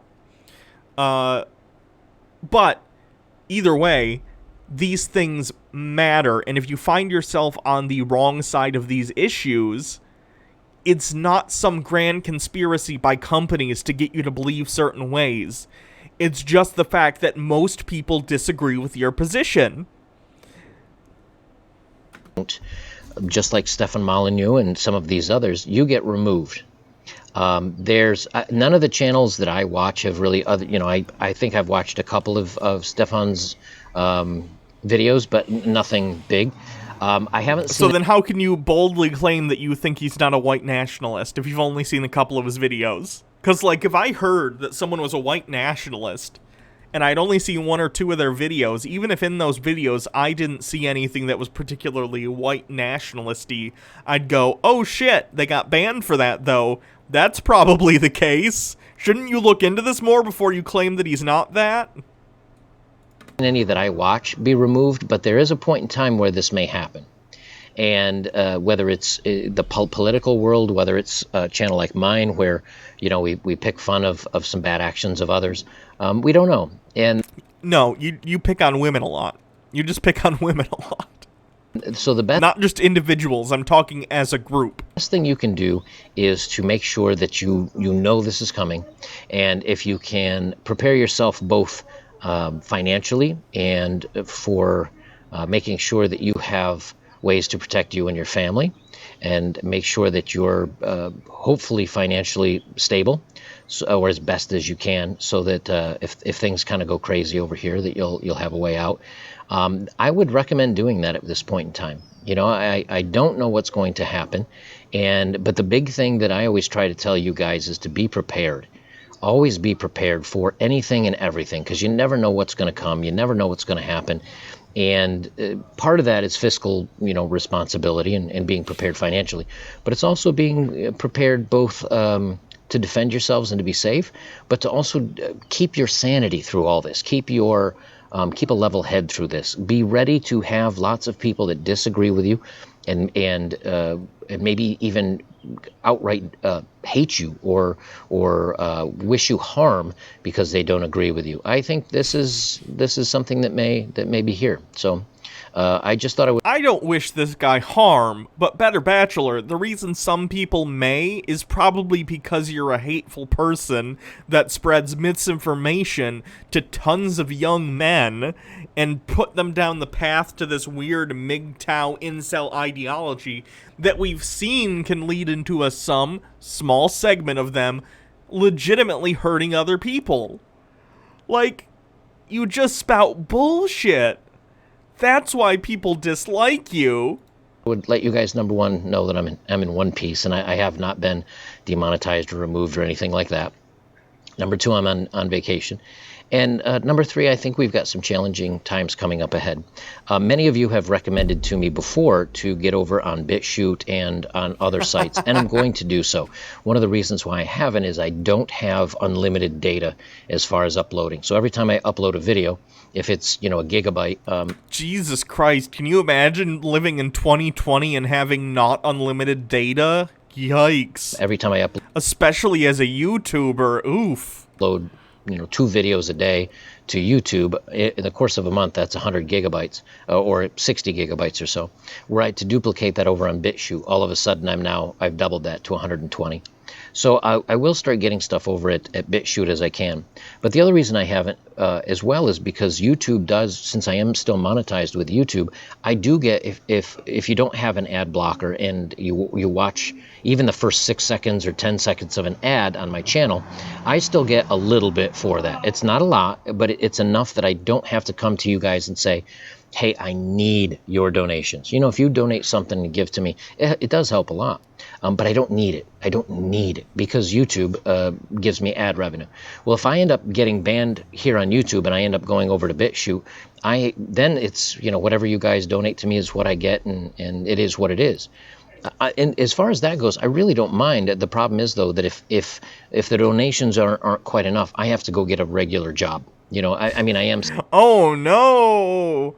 I love doing this, and I love doing YouTube, but at the end of the day, if I need to get a job, I'll get a job. It's how it is. Speaking of which, you can always tip me down below at the Streamlabs, whatever. Semi-retired, but the donation or the finances that I get from YouTube and the advertisement is enough to pay for my insurance for my bus and gas and food. MMO addicted with 100 bits. Oh, I had dial-up not so long ago. Holy shit. That sucks. That's you know, I don't have many bills. Thanks for coming to the stream, Bailey Quinn. Probably you know, a couple $1,000s a year. But by the time I add in gas and travel and stuff like that, it may become quite a bit more than that. If I lose the YouTube portion of this, it means I need to go find a 9-to-5 job, or you know, I need to get more donations. And I'm not very good, and I'm not very comfortable at sitting here and begging for donations. That's just not my thing. So we'll see what happens as far as when and if things happen on my YouTube channel, and if I move over to BitChute and however things continue on over there. If you guys have donated to me or support me on either the Patreon or Subscribestar, I appreciate that very much.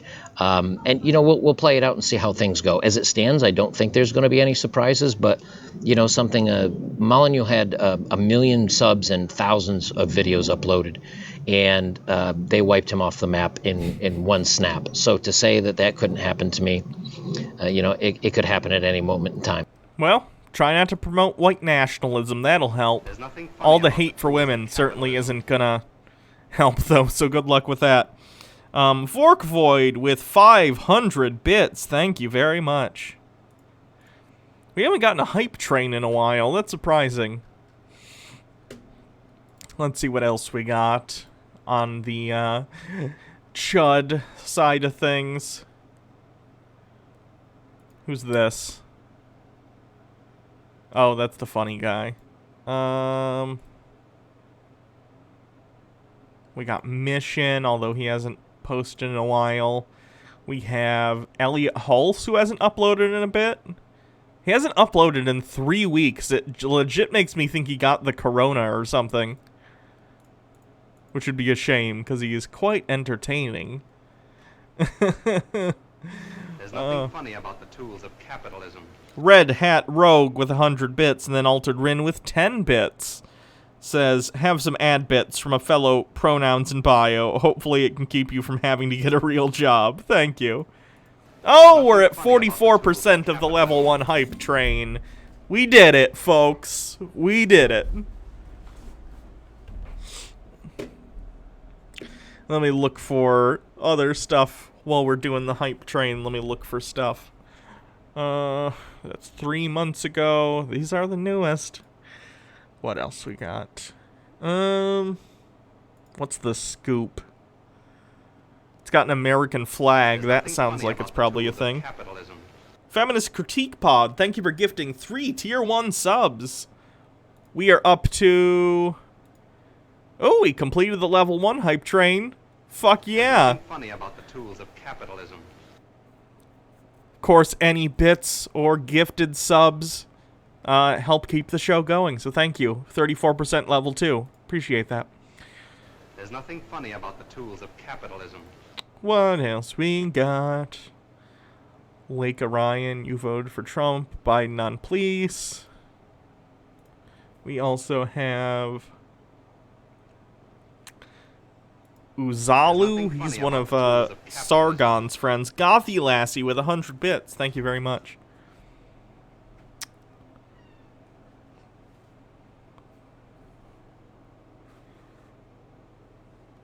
Let's see what else we got. Thank you for the hat. Trying to find more stuff. Thank you, Red Hat Rogue, for 100 bits. This guy seems like a dude who is like a MGTOW guy. Where else we got stuff? Laura Loomer, Sandman. There's Who's nothing funny Sandman? about the tools of capitalism. Mock Turtleneck with 500 bits. It's Saturday night and I'm fucked up. Let's get this hype train going. Thank you. Shamrock Star with 100 bits and Miss K's with 100 bits. Fickett Izzy with 100 bits. Thanks for keeping me company while I play Stardew. I love the streams. They're really nice. I love Stardew Valley. That's great. Will you see what the level of hype train it is? It is at... We're still 80... We're at 89% of level 2. Bymancer, thank you for subscribing. Continuing your subscription. I appreciate that. Please, Hannah, that isn't how Uzalu is pronounced. The A is soft, not a hard ah. Uzelu. Uzelu? I'm not sure.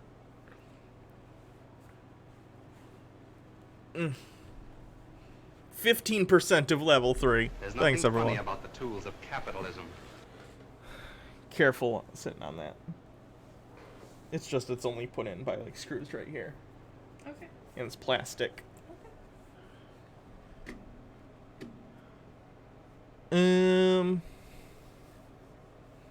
What do you think? Should we watch Sandman, Fix It Fearless, Uzalu, The Scoop, Mission... You said Uzalu again. Uzalu, whatever. Fix It Fearless kind of looked There's nothing scary. funny He about was the tools of screaming capitalism. and a lot of his... Red Hat Rogue, 45 bits. Thank you very much. What? Go through them again. Which ones? Sandman, Fix It Fearless. I think you said he looked interesting. He looked scary because he's screaming in his thumbnail. Uzalu, The Scoop, Mission, and Black Pigeon Speaks. Oh. Yeah. Mission, I guess. 'Cause I had a visceral reaction to them. Okay. Let's see what the most popular... Yeah, they haven't posted in 3 months, so maybe they're done. That'd be great. Why women get tattoos. Okay. Let's see what Mission says about why women get tattoos. There's nothing funny about the tools of capitalism. Have you peeped the Gleason? Have you peeped the Gleason? I haven't. Mock Turtleneck with 1,000 bits. Mock Turtleneck. Thanks very much. We are at 69% of the hype train. There's nothing nice. funny about the tools of capitalism. Shiggity Schwa with 100 bits. Hannah, are all of your hats just trucker caps? No shade if true. They are. There a lot of them are. Two beanies. A lot of them are also like baseball caps. There's nothing funny about the tools of capitalism. A baseball cap has a curved bill, whereas the trucker cap has more of a flat, wide bill. They all look the same to me. Oh, well, they're not. Oh, she's a hat connoisseur. I forgot. Feminist Critique Pod says easy answer because we fucking want them. 25 bits. Thanks. Uzalu. That's how I think. I don't know. Hey guys, it is PJ coming at ya with another video from Next Wars on our MGTOW Columbia series. And what I'm going to talk about today is why do women get tattoos? Unkempt Flamingo, thanks for following. Well, why don't you just ask women why they get tattoos? Yes. Why don't you just ask women the thing you want to know about them? And even then, the reason one person gets a tattoo is not going to be the same as the reason another person gets a tattoo. And I'll tell you why. Oh, Mock Turtleneck, thank you for gifting 5 tier 1 subs. We've completed level 3 hype train. Thanks. There's nothing funny about the tools of capitalism.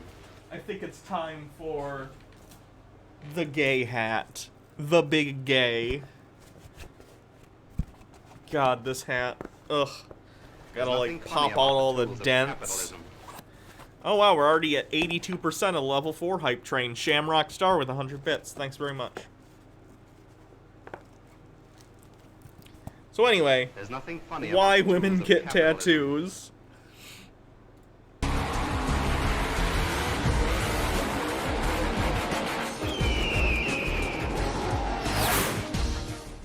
Because you will always get 2 answers to that question. And the First one is they do it for themselves. And the second is basically if you even ask the question or want an explanation, you're not the type of guy that they want to even talk to. If you don't like them... Wait, are you going up to random women on the street with tattoos and asking them why they got a tattoo? Because why the fuck would she talk to you about that? You're a stranger. And you are completely ostracized from any chance of dating them, which is the same response we see with 1,000 other standards that guys might have. So, with that being said, it is very difficult to get an answer from women about why there is a huge surge in how many tattoos women are getting. There's a surge in the amount of tattoos for the entire population, men and women, because it's been destigmatized. It used to be a thing that you'd think tattoos and you'd think, oh, some biker, some, you know, ruffian. I don't know what people used to call people with tattoos. But, like, you were a troublemaker, you were whatever, and now tattoos are so normalized. Like, a ton of people have them. Like, I don't know if I'd get a tattoo. Oh, thank you, Feminist Critique Pod, for gifting 3 more subs. Appreciate that. Hype Train. I think we're at level 4 complete? Wait, level 4 complete. I'll get another hat.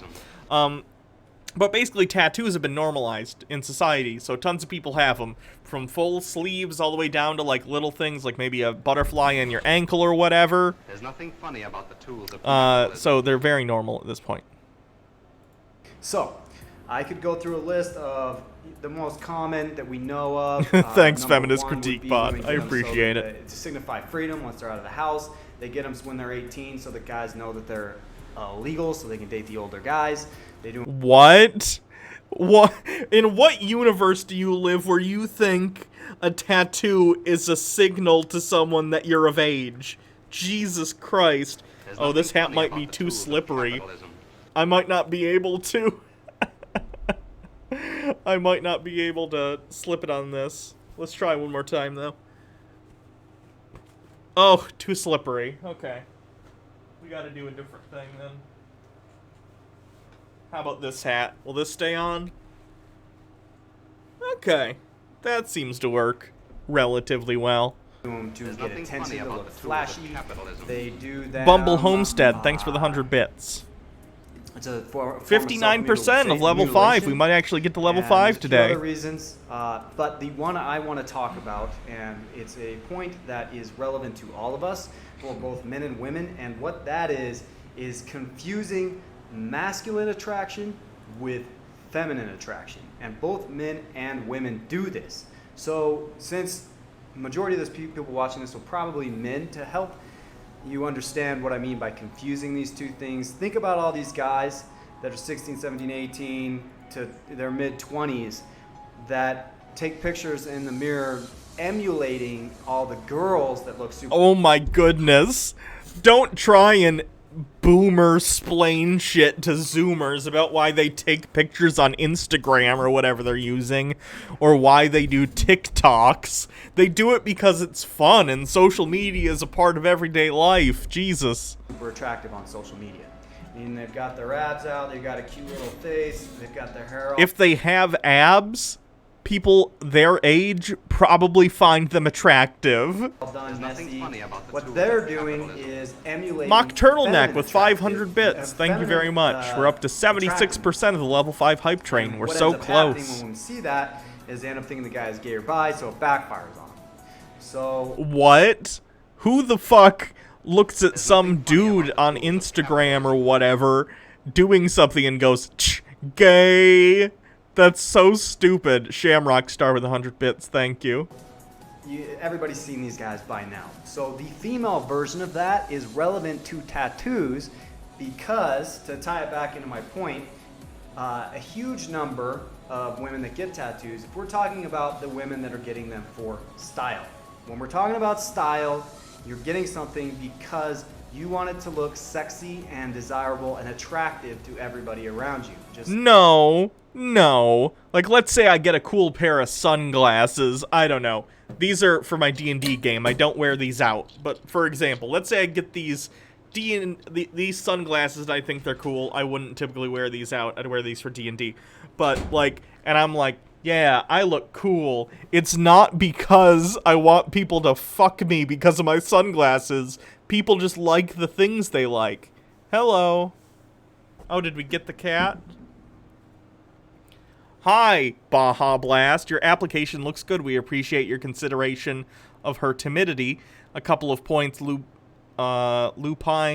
would not be a candidate for an outside cat, even on a leash. She was originally You don't have to read it on stream. I just wanted to read it. She was originally to be a barn cat, but cried the entire time. The outside is just too overwhelming for her. As long as she is happy inside, there really isn't a reason to put her in a situation that would stress her. Not that cats can't be leashed, she just isn't a good candidate for it. Also, Lupine has lived with many cats. Lupine. And with dogs, and is good with them, sleeping, eating, just hanging out. However, it seems any activities like tag or playing together result in her hiding or hissing, not play. She plays well on her own with toys. That said, we work primarily with adult cats, so if your second one was a kitten, then she might learn to not feel threatened by it. Nice! Fantastic.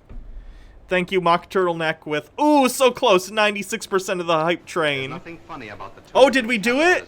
In the last minute? Mock Turtleneck with 500 bits and gifting a sub, and then Shamrock Star with 200 bits. We made it to level 5, folks. Put that Hannah hat. Thank you, everyone. Fucking fantastic. So yeah, we appreciate you. Find out when we can go and get the cat. I should get paid Monday. Usually I get paid on like the 11th, but it's Saturday. Twitch So. says that they start processing it the 15th.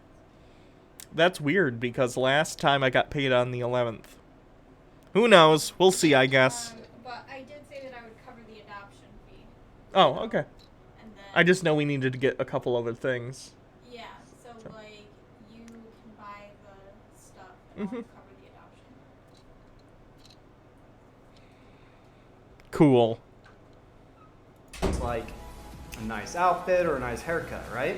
So when men get tattoos, they get a nice big sleeve, or they might get some stuff on their back. If it's tastefully done and expensive, Christian what it does is it American, signifies thank you for social gifting a status sub. and money, disposable income, just like a nice watch or a nice haircut would.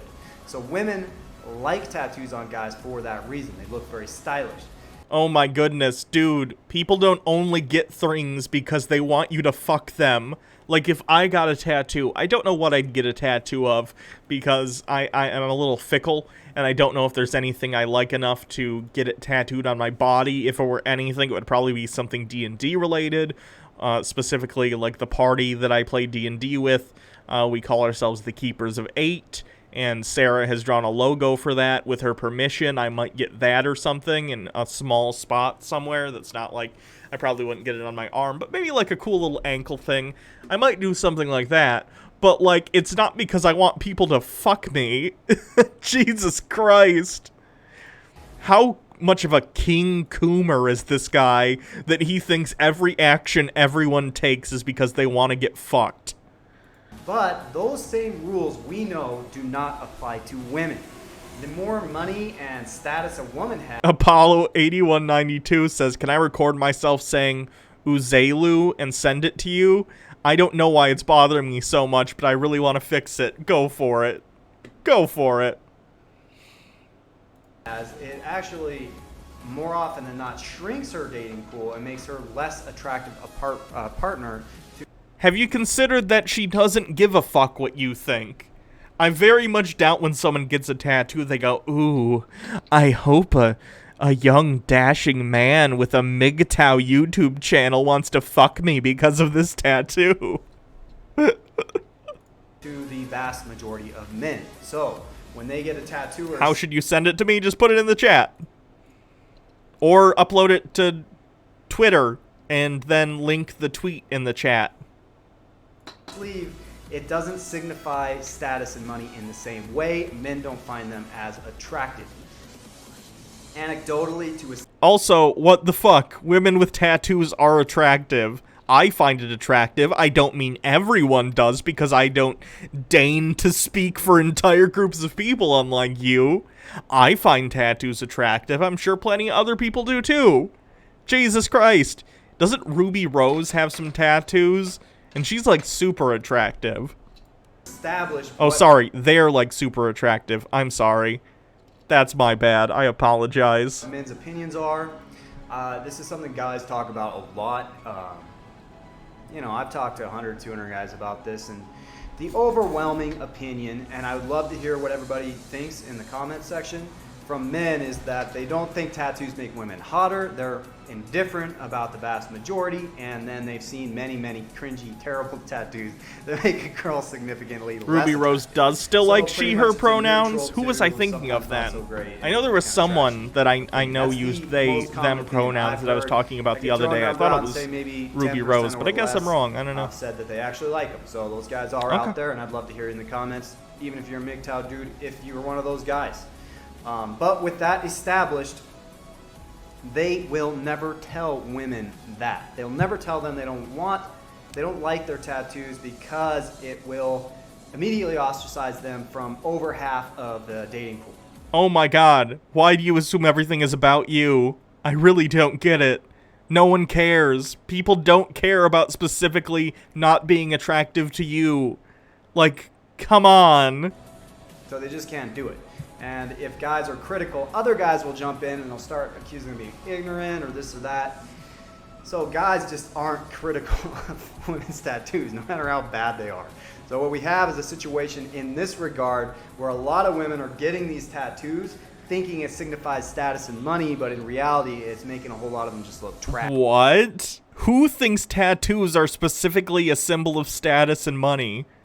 Tattoos are just cool. You don't need to spend a ton of money on an elaborate tattoo to get a nice tattoo. Don't get me wrong, you should absolutely make sure what you're paying for is good. Look into your tattoo shop and their like Facebook or whatever, where I'm sure they have like a portfolio of the work of whoever you're getting your tattoo from.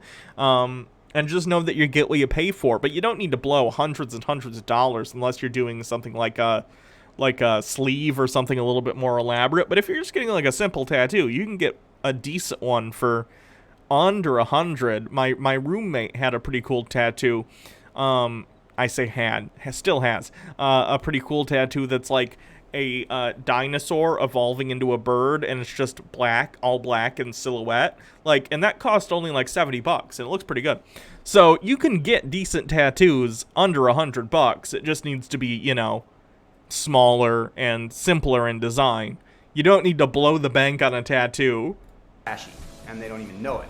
And when you tell them that, they just call you incel, you're ignorant, da da da da da. I'm not interested in a guy like that anyway. And they've got 1,000 beta male orbiters on their Instagram that are more. What?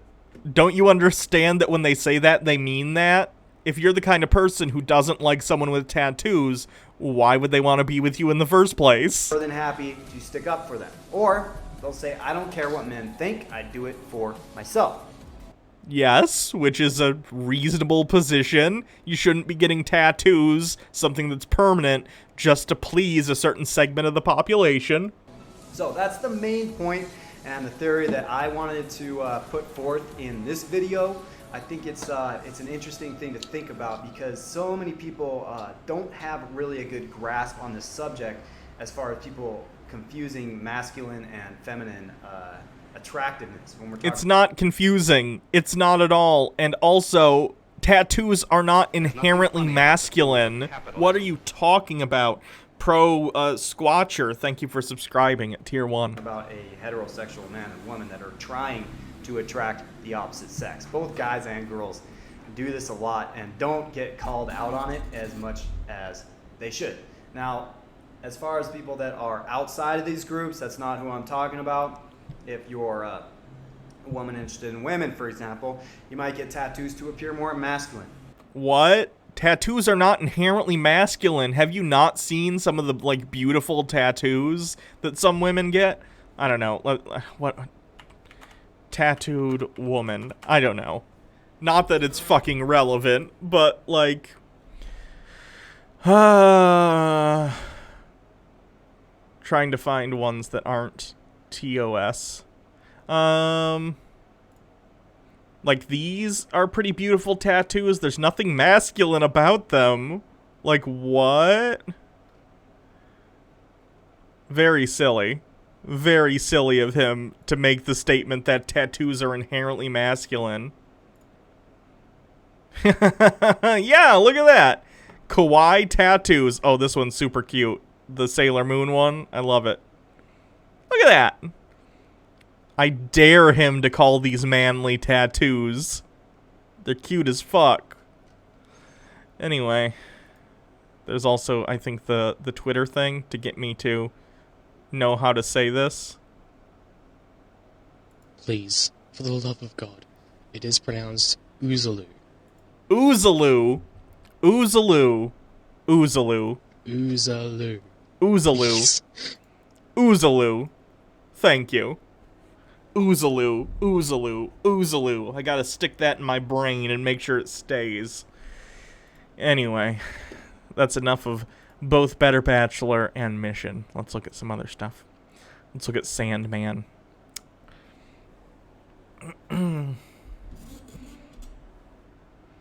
Oozaloo, Oozaloo, Oozaloo. Let's see if I remember that. Or he can yell at me again in the future. Whatever. The Cam Thought Friend Zone. Yuck. Love doll sales on the rise. Let's see this one. Let me make sure this is good all the way through and make sure there isn't like a... Probably fine. Everyone, Sandman here. This video is brought to you by a donation from James. He didn't send me a specific topic, so I've decided to cover a very interesting article I recently came across called Doll Shops Can't Keep Up with Demand During Coronavirus Lockdown. Apparently female chameleons have figured out that if you can't beat them, i.e. the dolls, then join them. In the article, Janet Stevenson, a co-founder of a doll company in Florida, said this, and I quote, "We're hiring as quickly as we can, and we've created several new roles in fulfillment management and customer support in both the United States and Europe.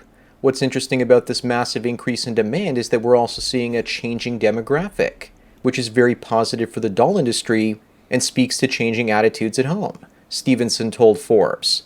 "What we're seeing now is doll use is going mainstream, with both men and women enthusiastic about bringing a doll home into their bedroom." The co-founder of the company... If that's something you're into, who cares? Great. Do that. It's fine. Stevenson's husband, Amit, says couples are also fueling demand. "We're seeing the industry go through a huge revolution during the pandemic." That's kind of interesting. In a way, having sort of a threesome, but one of the members is like an inanimate object. It's interesting. A simulated threesome. That's an expensive way to go about it, but hey, do you.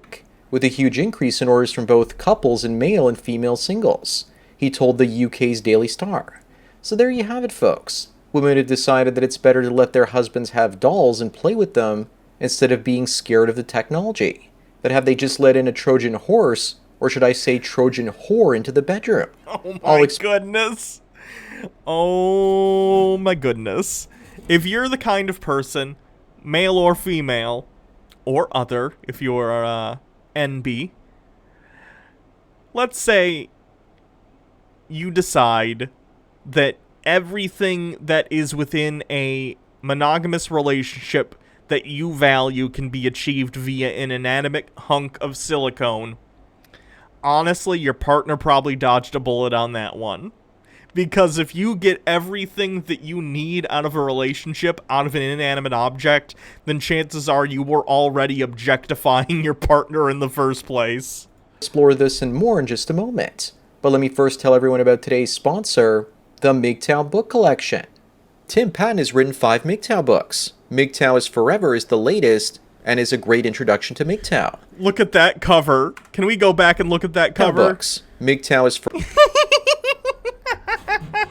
Look at that cover! You know, I've never published a book, but even if I were to self-publish something on Amazon or whatever, I'd pay someone to make a professional cover so it doesn't end up looking like this. Oh no. Forever is the latest and is a great introduction to MGTOW. If you've been injured on the job and need help, disabled and unable to work is for you.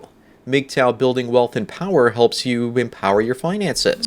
Why do all the MGTOW books have a masculine, like, sexy dude on the cover. Like, does the homoeroticism just fly right over their head, or what? Masculinity is Our Future is about how the world sees masculinity as toxic, and what it means to be a man. Finally, MGTOW Why I Cheat. When a woman named Marcia read this book, she wanted to scream out loud, "Why is MGTOW a real thing?" Thanks for pushing her buttons, Tim. All 5 books can be found at the sponsor link down. My least favorite kind of a person a person who just, like, gets super happy whenever they upset someone. Oh ho ho, you sure did trigger that person. Like, stop. Stop. There's nothing funny about the tools of capitalism. Mock turtleneck with 100 bits. I don't advocate burning books, but I'll make an exception for these. Sorry to Dave Rubin. Below. Anyways, now back to the video. I haven't really given it much thought before, but what benefit would a woman have buying a doll for the husband or boyfriend that she's in a committed relationship with? I mean, for the same reason you'd probably buy something like a dildo or a vibrator or a fleshlight or whatever.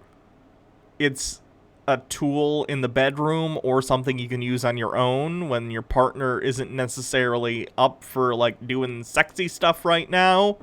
Like, there are 1,000,001 reasons to get sex toys. It's just another sex toy.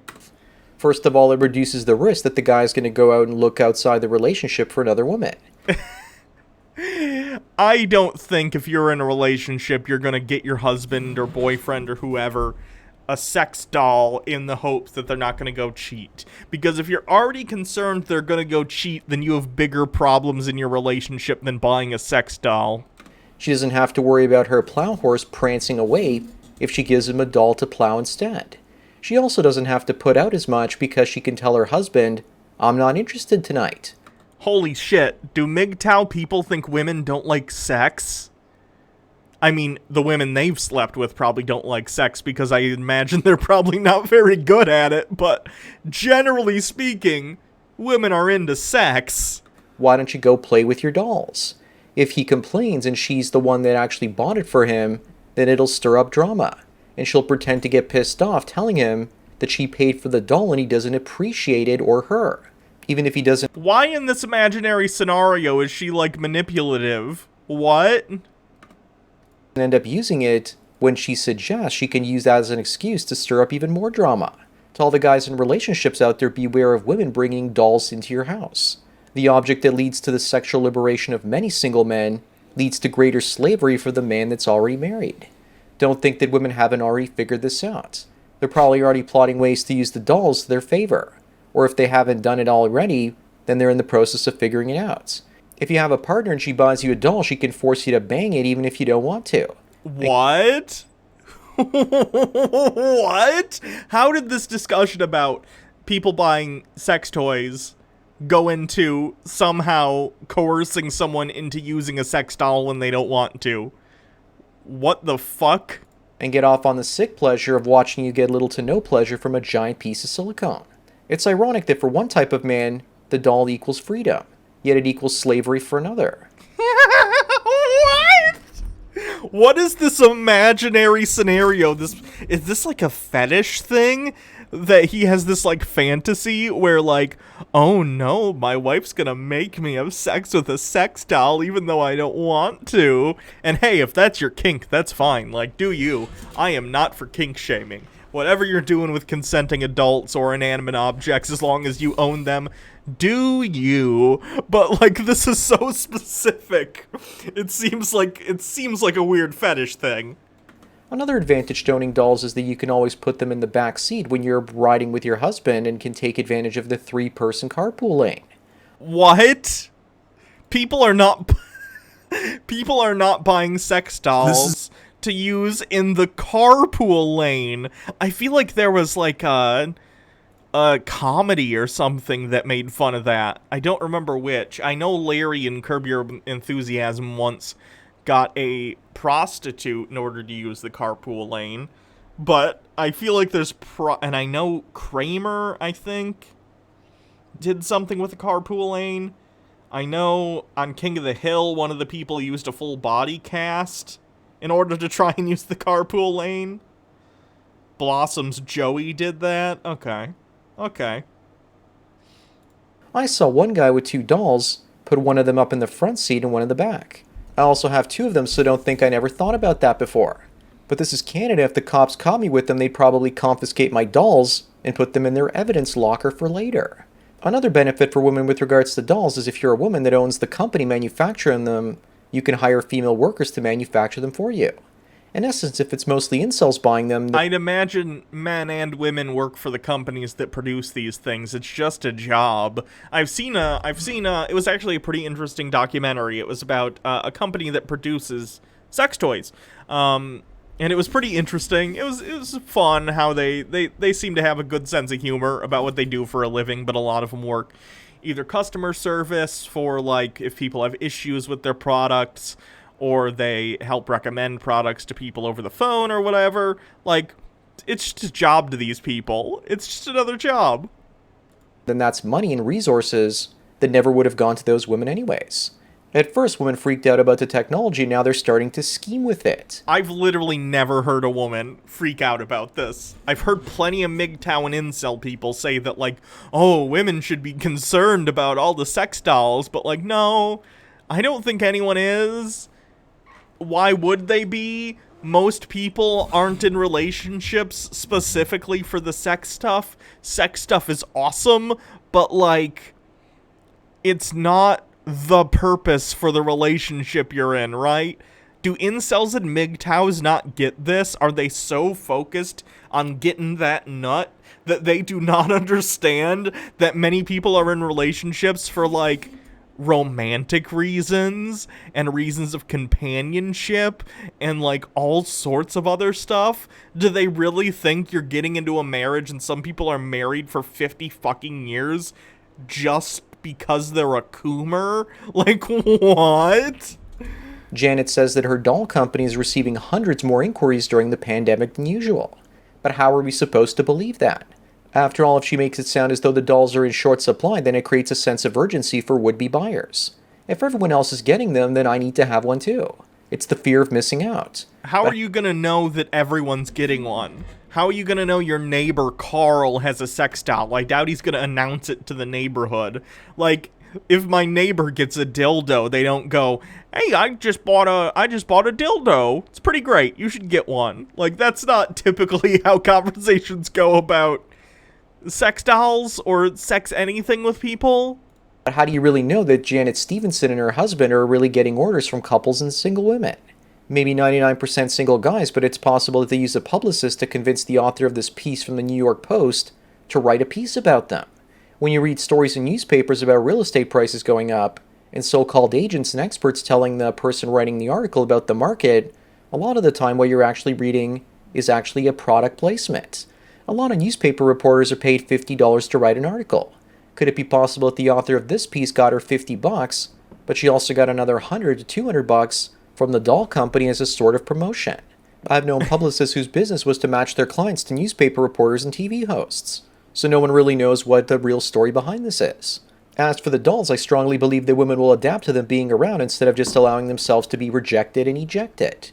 Towards the end of the article, this couple of doll creators, no pun intended, also said that they're working on another doll that has a heartbeat inside of it, so if you fall asleep, it feels like you're with a real person. I understand theoretically the purpose behind that, but it creeps me out. This cold, dead lump of silicone, which is completely fine if you have one. I don't really care. But, like, it just laying there, and just within its chest you hear the thump, the thump, the thump. Ooh. When do we get the killer sex doll movie? Hollywood, get on it. And we can have a crossover where Chucky from Child's Play fights the sex doll. That was one of the easiest ideas I had. To develop life-size human dolls for senior citizens' nursing homes so they wouldn't... Devious Chillster with 50 bits. Imagine waking up in the morning and it's moved a little and you know no one touched it that night. Yep. Feel as lonely when they slept. I visited a few old people in nursing homes and their faces would light up if they saw a doll or one of those service dogs that would be around every so often and they could pet them too. I definitely think that interactive robot technology and dolls would make all the difference in the world to them. Plus, it would be a great way to get the public to become accepting of technology like that outside of the sexual applications. I'm switching to the face cam for this because, obviously, you don't need to see the weird sexualized imagery he's using. I also think that dolls and robots need incremental improvements in additions to the technology, instead of just expecting some company to come up with the perfectly functional and completely android-like Mr. Data and Drag. This article from the New York Post is interesting because it features... Yikes. You could have used LOL as an example. Data had a daughter named LOL. It's a couple that works on this technology together. If it were just a man working on the company alone, I'm wondering if the article would have ended up being as positive. Of course, dolls are becoming more popular during a pandemic. I'm sure that many guys will buy them, and when this is all over, they will stop dating altogether, because they will realize why they want a woman in their lives. And it's not for companionship and conversation, if you know what I mean. Holy shit. Does this guy legitimately think men do not care for companionship or romance within a relationship? Yikerinos. So women will adapt to this world full of dolls and robots, and instead offer female validation, learn to cook as well as the art of conversation. I wouldn't be surprised if in the next year or two someone sends me a video request saying they went over to their new girlfriend's house, and she brought out a sex doll and it surprised them, and they thought to themselves that this girl isn't like all the rest. What they don't realize is the doll is just plausible deniability, so she doesn't have to give you pleasure.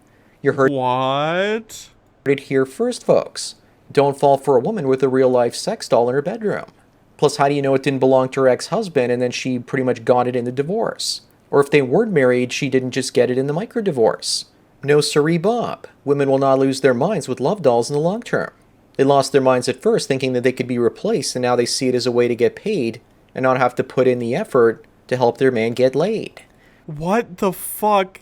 His entire view of women is painted by this weird transactional view that all relationships are sex in exchange for attention. It's like the most reductionist, sexist view of both men and women I've ever heard.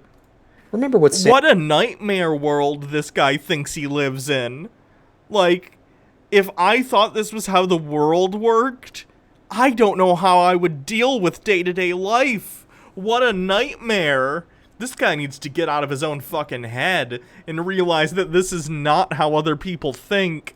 Sam Vaknin says about women. For them, stagnation equals stability. Once the real doll showed up, they feared that they would lose some of that stability, but now I suspect, but don't know for sure, that they're figuring out ways to use them to their advantage. They lost their minds at first, but now they're coming to their senses, and yet I don't know if anyone else besides myself has actually come to this conclusion. Most guys are waiting for love bots and dolls to be cheap and plentiful, so they can point and laugh at women and see them get their comeuppance.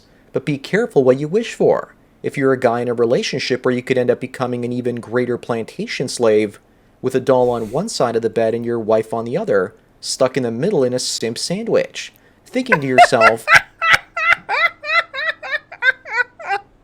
oh god. I need to make a fucking simp sandwich emote.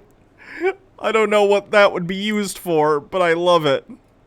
How did I get bamboozled by a dumb blonde I call my wife? I wouldn't be surprised. How about this? If you're calling your wife a dumb blonde, you probably shouldn't be married to her, you fucking asshole.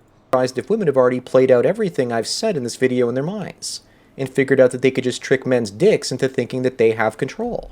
The only way to control a woman so she doesn't use a robot or doll to control you is by creating an intermediary system that makes sure that they can't do it to you. A way to shut them off if they misbehave. But that's a story for another day. I know the vid isn't visible. He's just putting up pictures of scantily clad women, so I'm just not showing it because it's super unnecessary. It'd be ironic if women were just pretending to be pissed off about love dolls and showing opposition, when in reality what they were doing is making us think that we're winning the battle of the sexes, and so that we could get cocky. Maybe it's all just the misdirection of a muff magician. Of course, for guys that are single and not interested... A muff magician. Jesus. Altered Rin says this is a chud to check out. Hold on, let me click. Motherfucker!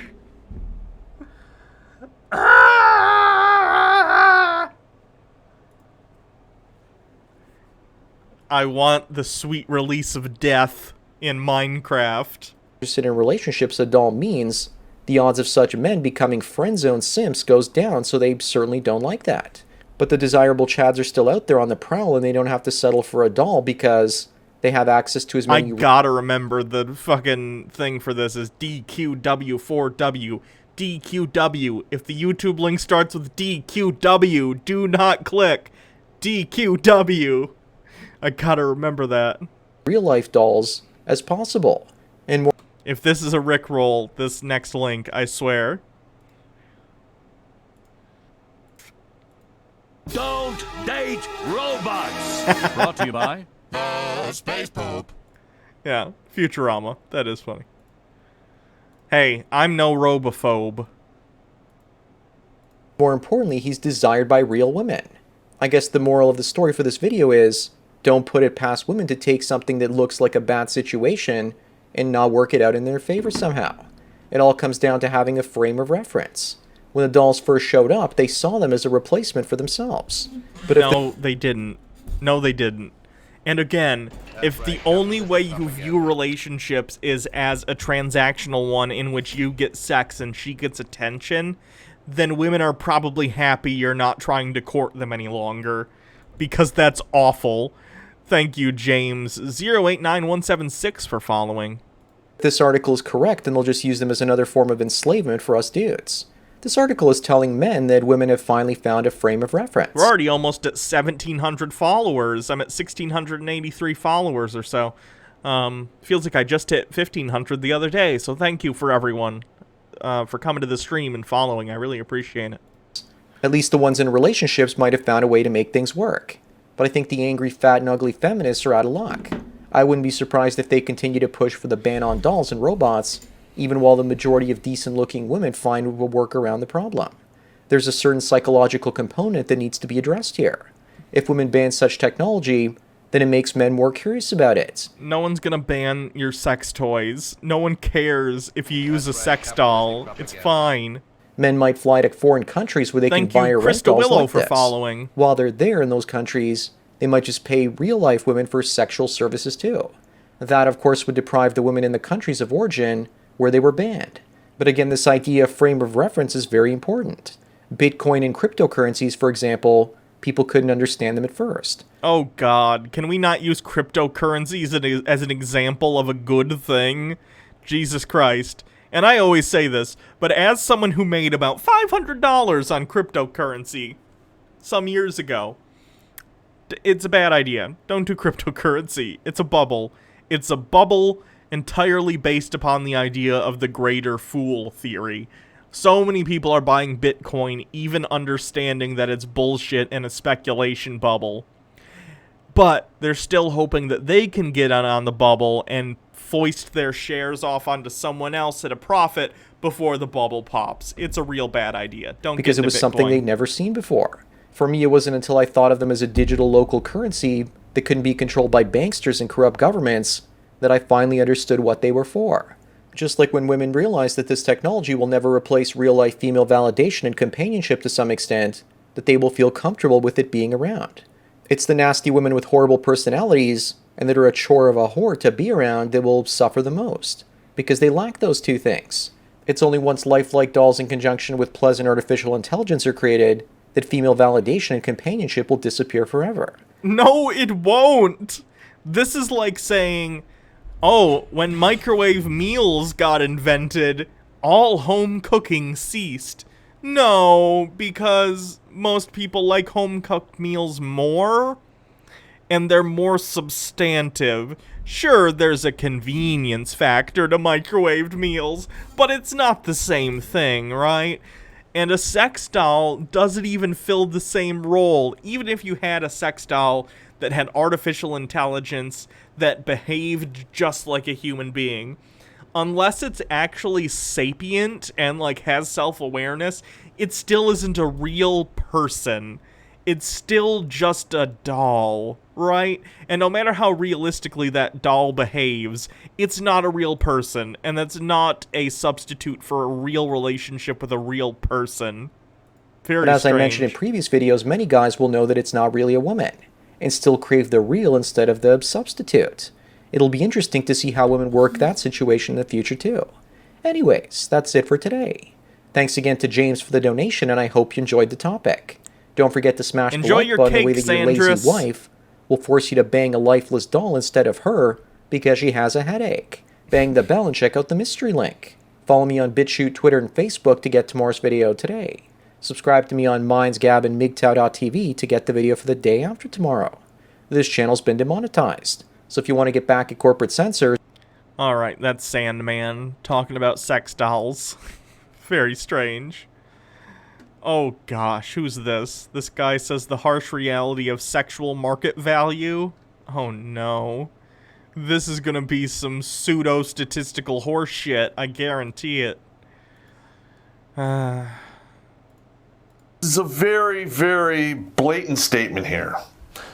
You can love women, or you can understand women, but you can't do both. Oh boy, here comes the blatant sexism and women hate. How lovely.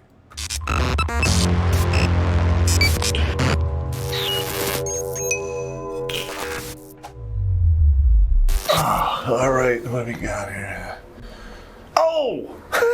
Oh shit, the camera's on. All right, hang on. Is this guy for real? Hold on, let me take a look at his page. Terrence Pop, redonkulous.com. We will offend you, ew. If it's wrong or ridiculous, we're talking about redonkulous.com. A 20-year army vet sees some screwed up stuff that can't slant one's perspective on the world. This is where you'll get a load of that perspective, ew. Alright, add him to my list of stuff to look at in the future. Alright, gentlemen, Terrence Pop here with another episode of Live from the Lair! And today, gentlemen, I got some bad news for you. I'm gonna say some shit that's gonna piss you off. Oh my goodness, this guy's personality is incredibly off-putting, and that's completely outside of, like, the sexist shit he's about to say. And, I'm sorry, but I'm not sorry. First, I want to Is he fucking drunk? He sounds drunk. say this. Guys, when they're younger, they're always looking for the dream girl. But little do they know, they're gonna settle for the nightmare, which they find out, you know, in their mid-30s when they get divorced for the first, second, or third time if you didn't fucking learn your mistake the first time. Also, gentlemen, beating around the bush avoids pregnancy. Winning. Oh god, this guy's got like the most repugnant personality I think I've ever. And we watched Tate's speech today, and this guy's worse than him. He literally said winning like Charlie Sheen, which is, this video came out in March. That meme is from like 5 or 6 years ago. Alright, there's another good one. You guys are gonna love this. Alright, what's the difference between cancer and cuncer? Well, with cuncer, you can pack your shit and move away from it, and there you go. This is a very, very blatant statement here. Holy shit, this guy's just like legit the most obnoxious. This is like drunk asshole racist uncle at Thanksgiving simulator. Like, what the fuck is this guy's issue? And yes, his hands did sound dry. He could use some lotion. You can love women, or you can understand women, but you can't do both. And I'm trying to get you guys out there to understand what the Is he about to scream about how he lives in a van down by the river? His, like, his mode of speaking, the rate at which he speaks is incredibly obnoxious. And again, I'm sorry, I want to get to the content, but, like, the presentation here is just so god-awful. fuck is going on and how the game works. So I have this graph here for you. Now what I'm gonna explain this whole thing for you. On this side I have age. All right? And this is like the kind of shit that Barney from How I Met Your Mother would do, or he'd make up the fake graphs and stuff of how he thinks relationships work. But the point is, in those shows, it's like a joke that he's an asshole and a womanizer, and he makes these ridiculous rules about how life works. But this guy's, like, being real about it in real life, and it's just so depressing. And this one here is the sexual market value of men and the sexual market value of women. All right. Now, it's a fact that the top 20% of the dudes out there have their pick of the litter of 80% of the women out there. 20% of them just don't even make the cut. All right. And a large majority of these bad... He says that that's a fact without citing any source on that. That's a factoid that incels and MGTOW people will quote a lot. I don't know where it comes from, but it's like a weird thing to say. There are always attractive people, both men and women, and it stands to reason that people who are more physically attractive are going to have a higher chance of success in hitting on people, because people like attractive people. That is a thing. But what does that have to do with anything? It's not like they're going around and, like, stealing your girl or whatever.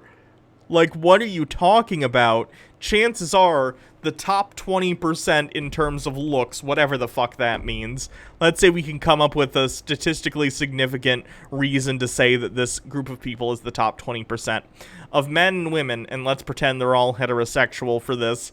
I'd imagine the top 20% would hook up with each other, right? Because if you're going by this weird arbitrary standard where you're saying people can be judged on their looks at a number value, why would a 10 ever hook up with a 7 when they could hook up with a 10? It doesn't make any sense. It's, for one thing, stupid in the first place to be judging people entirely by their looks, much less actually trying to ascribe number values to their looks. But even internally, this is an inconsistent worldview. Bad boys and top 20%ers by the age of 25 have run through basically most of the women in, you know, fucktardia, which is the Western world. Oh, God. This guy's awful. So, by the ages between 18 and 30, most of the women already failed the dick stacking tests. All right, for you guys out there who don't know what the dick stacking test is, you ask a couple of questions, do some, you know, arithmetic, figure out how many dudes have hit that pink pocket before you. You then... What the fuck? What the fuck? Who cares? As long as everyone's clean in terms of STDs, why does it matter how many partners that your current partner has had? It's irrelevant. Take that number, multiply it by 6, then divide by 12. And if you were going to put a platform at the resulting number, which is feet, and push them off in your mind, if they so much as get a skin knee, too many cocks. Because let's face it, gentlemen, when they fail the dick stacking test, the chances of them genuinely pair bonding with you go to almost nothing.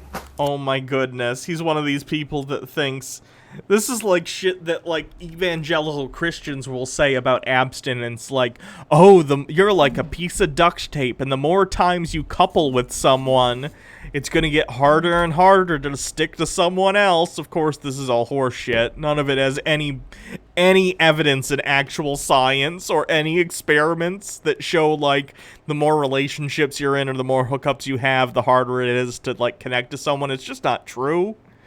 It's, like, ridiculous ideology-based reasoning. It has nothing to do with actual evidence. It's just putting some weird, what's the word I'm looking for? It puts a high value on virginity arbitrarily. As a betting man, the best odds you get in a casino is 51.49, and it's only if you really count cards. If you went in the casino and you were betting and you knew that it was 95.5, you're a fucking idiot. Alright, as men go up in age, their sexual market value increases. As a woman goes up in age, her sexual market value decreases. Up to right here, 28-32, where the wall begins. It's all genetic. Oh my goodness, don't throw around the word genetic when it has nothing to do with what you're talking about. Holy shit. Does he think graphs are just lines you draw on scatter plots? Does he understand that typically the points you make actually need to, like, be connected to some reality that you've observed and not just bullshit you've heard other people say on the internet? He's like, yeah, I'll draw this downward line for women. That means they're getting bad as they get old. Like, on what are you basing the fact that it's, like, attractiveness here and here? Like, where are you deciding to put these points? It's not a chart if you just decided to go, I'll just make this line go down here. Like, it doesn't mean anything. But I've noticed, on average, 30 years old is where you start seeing the crow's feet, the downward turning nozzles, you know, the little bit of a turkey neck going on. Don't get me wrong, guys get that too. But, you know, it is what it is. I'm just being honest. Hang on a minute here. I'm not drinking an alcoholic beverage. It really sounds like you have. If this is how you sound sober, I'd hate to hear you drunk. No sugar, energy drink. Now, what women fail to realize, as men go up in sexual market value, they can do a lot of really cool things, like start pulling tail younger.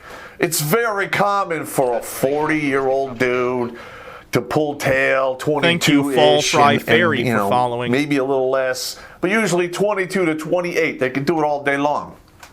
Oh! And that leaves a whole lot of these other women up here who have, you know, aged out of their first fertility window, which ends at 28, high and dry. And the pickings get mighty slim. And with all of the crazy art... Did this guy's wife just leave him while he was, like, off on tour in Afghanistan and he's super bitter about it, or what? Articles that Redonkulous has been ripping apart. The desperation is getting dialed up to 12. All right. Now, the sexual market value for men usually peaks at 50. Chud math class. I'm going to steal that. I'm going to steal that, NB Gamer. The title of this, when I highlight it, it's going to be Chud math class. Now, if you have enough money, you can build a ramp. MMO Addicted says, with 100 bits, I mean, he could be an economist of the Austrian school. To explain the joke, most basic reject numerical models. Many of them just make lines on paper to prop up their political ideologies. I'm glad you're entertaining yourself with jokes that only you understand. Funny, though. I get how that would be funny. Where it no longer affects you. There's lots of multi-millionaires out there, beyond 60, running around with 30-year-old bombshells. Is that a bad thing? Who am I to judge? But yeah, his accent, it's weird. His age at the bottom is high, and then it gets lower. I don't know why he decided to do it this way. If that guy has enough money to build the ramp, he knows the deal and he knows how to play the game, and more power to him. But it does, if you don't have the money, it does taper down to like almost nothing at like 80. Because there's probably a lot of women out here who will settle for, 75-year-old men if they can pay their bills. I mean, that's just the way it works. Again, as all these weird MGTOW incel people do, painting all women as inherently gold diggers. So strange. It's like these people are so focused on sex that they think that all women must be equally focused on something in the same way they are, as opposed to just wanting reasonable, open, relationships. And I don't mean open in, a polyamorous way. I mean open as in, honest, real relationships with people. Therefore, they ascribe to them and project their own awful intentions onto the other women. It's very strange. Don't hate me. I'm just telling you the rules of the game. Zuck the cuck drinks water like a duck, but he also drinks your data. So tell Silicon Valley to shove that data up their fourth point of contact by downloading the Brave browser. It's free, blocks online advertising, and protects your private attention. Click. You can see here that sexual market value starts plummeting relatively quickly, and they pretty much hit the wall 28.32, and then it goes down even more. Once they come through that wall and it chews them up, they hit around 40, and that's where a lot of women start to realize they're invisible, or it's starting to happen. You know, where they don't get the callbacks, they give out their numbers, men don't call them. You know, they noticed instead of getting 80 emails when, you know, I don't know, those dating apps when they were 30, at 40, they're getting like, you know, maybe 10, 15. And they don't. Okay, the same thing happens to men. Men above 40 are also not usually very attractive. It depends on the people. Everyone, as they get older, gets a little saggier. They get a little more gray hair. They get a whatever. Who cares? It only gets worse from there. Okay. Now you can see here, they're trickling down. All right. From right in here. It's basically the waterfall to oblivion. Now the bottom 80% of the dudes out there that are left over, they don't get to partake in the smorgasbord of the top 20% in their early years. Okay. They're left on the sidelines. You know, they're the wallflowers at the dance. The second look not taken and the resume at the bottom of the pile. Listen, gentlemen, that's just the way it works. All right, and a lot of you guys fight your way out of that. You know, you can do it with hard work, determination, you know, being able to stand up once you've been knocked on your ass a few times. And I made several videos about this where the betas become the alphas, and a lot of these 20%ers in the younger years he does sound like Joe Swanson, because, you know, they don't really partake in the trappings of, you know, dedication, hard work, education, and, you know, their fades look and they're fucked. Okay, now this 80% here, they start, you know, coming into the game right around 30. Okay. And most of these women in fucktardia have already been run through by... Again, do you have to call shit that? Jesus Christ. The 20%. So the 80%, you know, if they want to, you know, deal with fucktardia women or dealing with blown-out fucking slot C's that look like a dirty takeout window from Arby's. All right? The beef and cheddar and a catcher's mitt.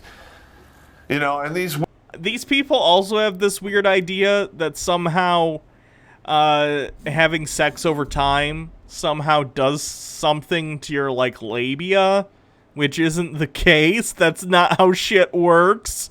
If you were to say the same, it would be like if I were to say, oh, you fucked a bunch of women? Oh, that whittled your dick down to nothing. You must have a real tiny dick now. Like, it makes no sense. This isn't how bodies work.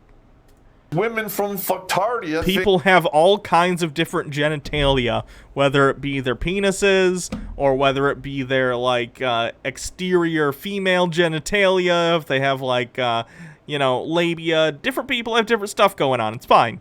Stop trying to say that fucking a bunch of people somehow changes your genitals, because it's not the case. Think, you know, hey, you know, this 80% is going to pay full price for this, you know, this tore up fucking, you know, goddamn fucking bowl of fucking warm soup, you know, with a smattering of, you know, spoiled tuna fish and a lot of Richard salad left over around the rim. Does that sound appetizing to you, gentlemen? Fuck no, it doesn't. Don't fall for this shit. There's a lot of guys out there who do the smart thing, and there's a lot of women out there who do the smart thing. And between the ages of 18 and 25, they meet a good dude, and they take themselves out of this fucking equation. Thank you, the Bread Panda, for following. Well, the steel is hot if you want to shape it the way you want it to go, ladies. Okay, working on your education and then 10 years of a career. Guess what? That's 14 years, and most of the women that do this have missed the fucking boat. They're standing on the docks watching their friends on the boat, which is now a party boat because they have security and they have all the shit that they wanted, and they're missing out because they're on the dock. Where? Thank you, the Bread Panda, for subscribing. I mean, I pretty much knew this is how it worked in high school. I remember in 9th grade, none of the ladies would talk to me. Imagine learning something in 9th grade and never changing your opinion on it. And also, have you considered no one wanted to talk to you because you're an asshole? Because you're an asshole. That's probably why. You look like an average dude. There's nothing wrong with the way you look even at this age. It's your fucking personality that's repugnant. Alright, I didn't even get women that would even like respond when I said hi to them. But when I was a senior, all of the girls that were in my class were all about hanging out with us because all of the dudes above us had moved the fuck on and graduated. That lesson was not lost. I saw right through that, and I was 17 fucking years old and 13 when I started high school. So come on. Alright, right around 40 is where women realize that feminism has lied to them. Okay? Oh, God. All that strong, independent bullshit that the feminists are brainwashing. What? Washing these ladies with. Well, at 40, they better be strong and independent because 40 to 80 is a long fucking time. Does he understand that you can be strong and independent and be married to someone or in a relationship with someone? Because you can. All right. The same applies to men. 40 to 80. If you decide, MGTOW, red pill, you don't want to fucking be married, blah, blah, blah, what have you, which basically I have. So this applies to me too. But there's one difference. Men can handle isolation and doing their own thing way better than women. I don't know about that one, bud. All right, I'm just saying. Male suicide rates above a certain age of single men are super duper high compared to women, specifically because men tend to not have large networks of friends. They don't have like social support networks the same way women do. So men at older ages, when they have like nothing else going on, they don't have a ton of friends, maybe they've retired or maybe they can't retire for one reason or another, their suicide rate is a lot higher, which is unfortunate and is something that we should address. We should make sure that men understand that they should be building these social networks with other people and making sure that we all have support networks for each other, but, And if all of these social programs didn't exist and safety nets, and all of a sudden all of these single mothers out there were like, no more money for you, pay your own fucking bills. Is he seriously getting mad that single mothers might have help taking care of their children? Fuck you, guy. What is wrong with you? It would be a 3-to-1 women to male ratio of homeless because these ladies would fall right on their face. Okay. And that would be bad. You understand that, right? For both her and the kid and society as a whole. Thank you to Reeees for following. You can hate me if you want. I'm just telling you the truth. No, you're not. You're drunk and you're rambling about how much you hate women. It's an issue. Please, get help. The truth is not an insult and reality is not an attack. Okay, but it's not truth or reality. It's your biased opinion. When it comes to single mothers, you have to remember this. the roomy single mothers are the last pick of used goods. Ew. Keep that in mind when you're out there throwing your fucking own flying crossbody cock block upon yourself in the bars. And also this. You want to know what really makes a woman horny? A man with options. Winning.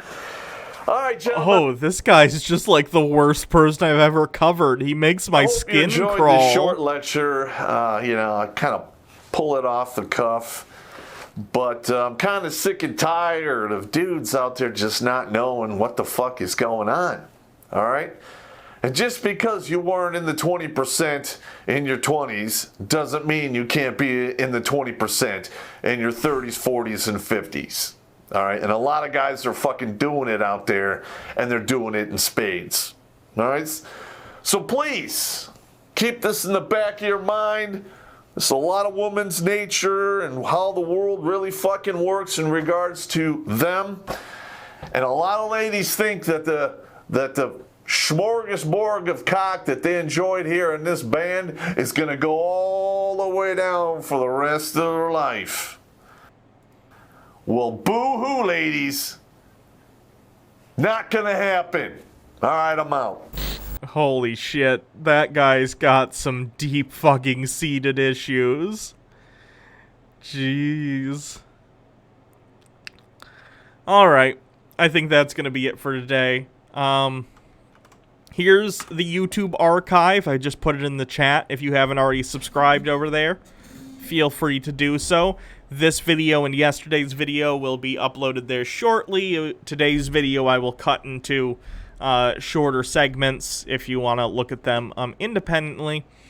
I don't think I'm going to cut yesterday's video up specifically because it was a wheel video, so it kind of jumped all over the place. So anyway, that's going to be it for today. Let me see if I can raid someone. What's Jeff Holiday doing? Let me see what he's up to. Maybe we'll raid him. Remember, everyone, chat is valid. Thank you all for all you do supporting the channel. What are they watching? Sisters. I remind you of your sisters. Let's just say nobody's met your sisters. You and my sisters will have a lot to talk about when they get back home from school. Where are they going to school, Ethan? I mean, they have their weddings planned down to the Fuck last it, we'll raid detail, Jeff Holiday. And they haven't even met the guy they're gonna marry yet. Yeah, all planned. Absolutely. Yeah. I mean, they look at those bridal magazines and they try to picture what... Raid.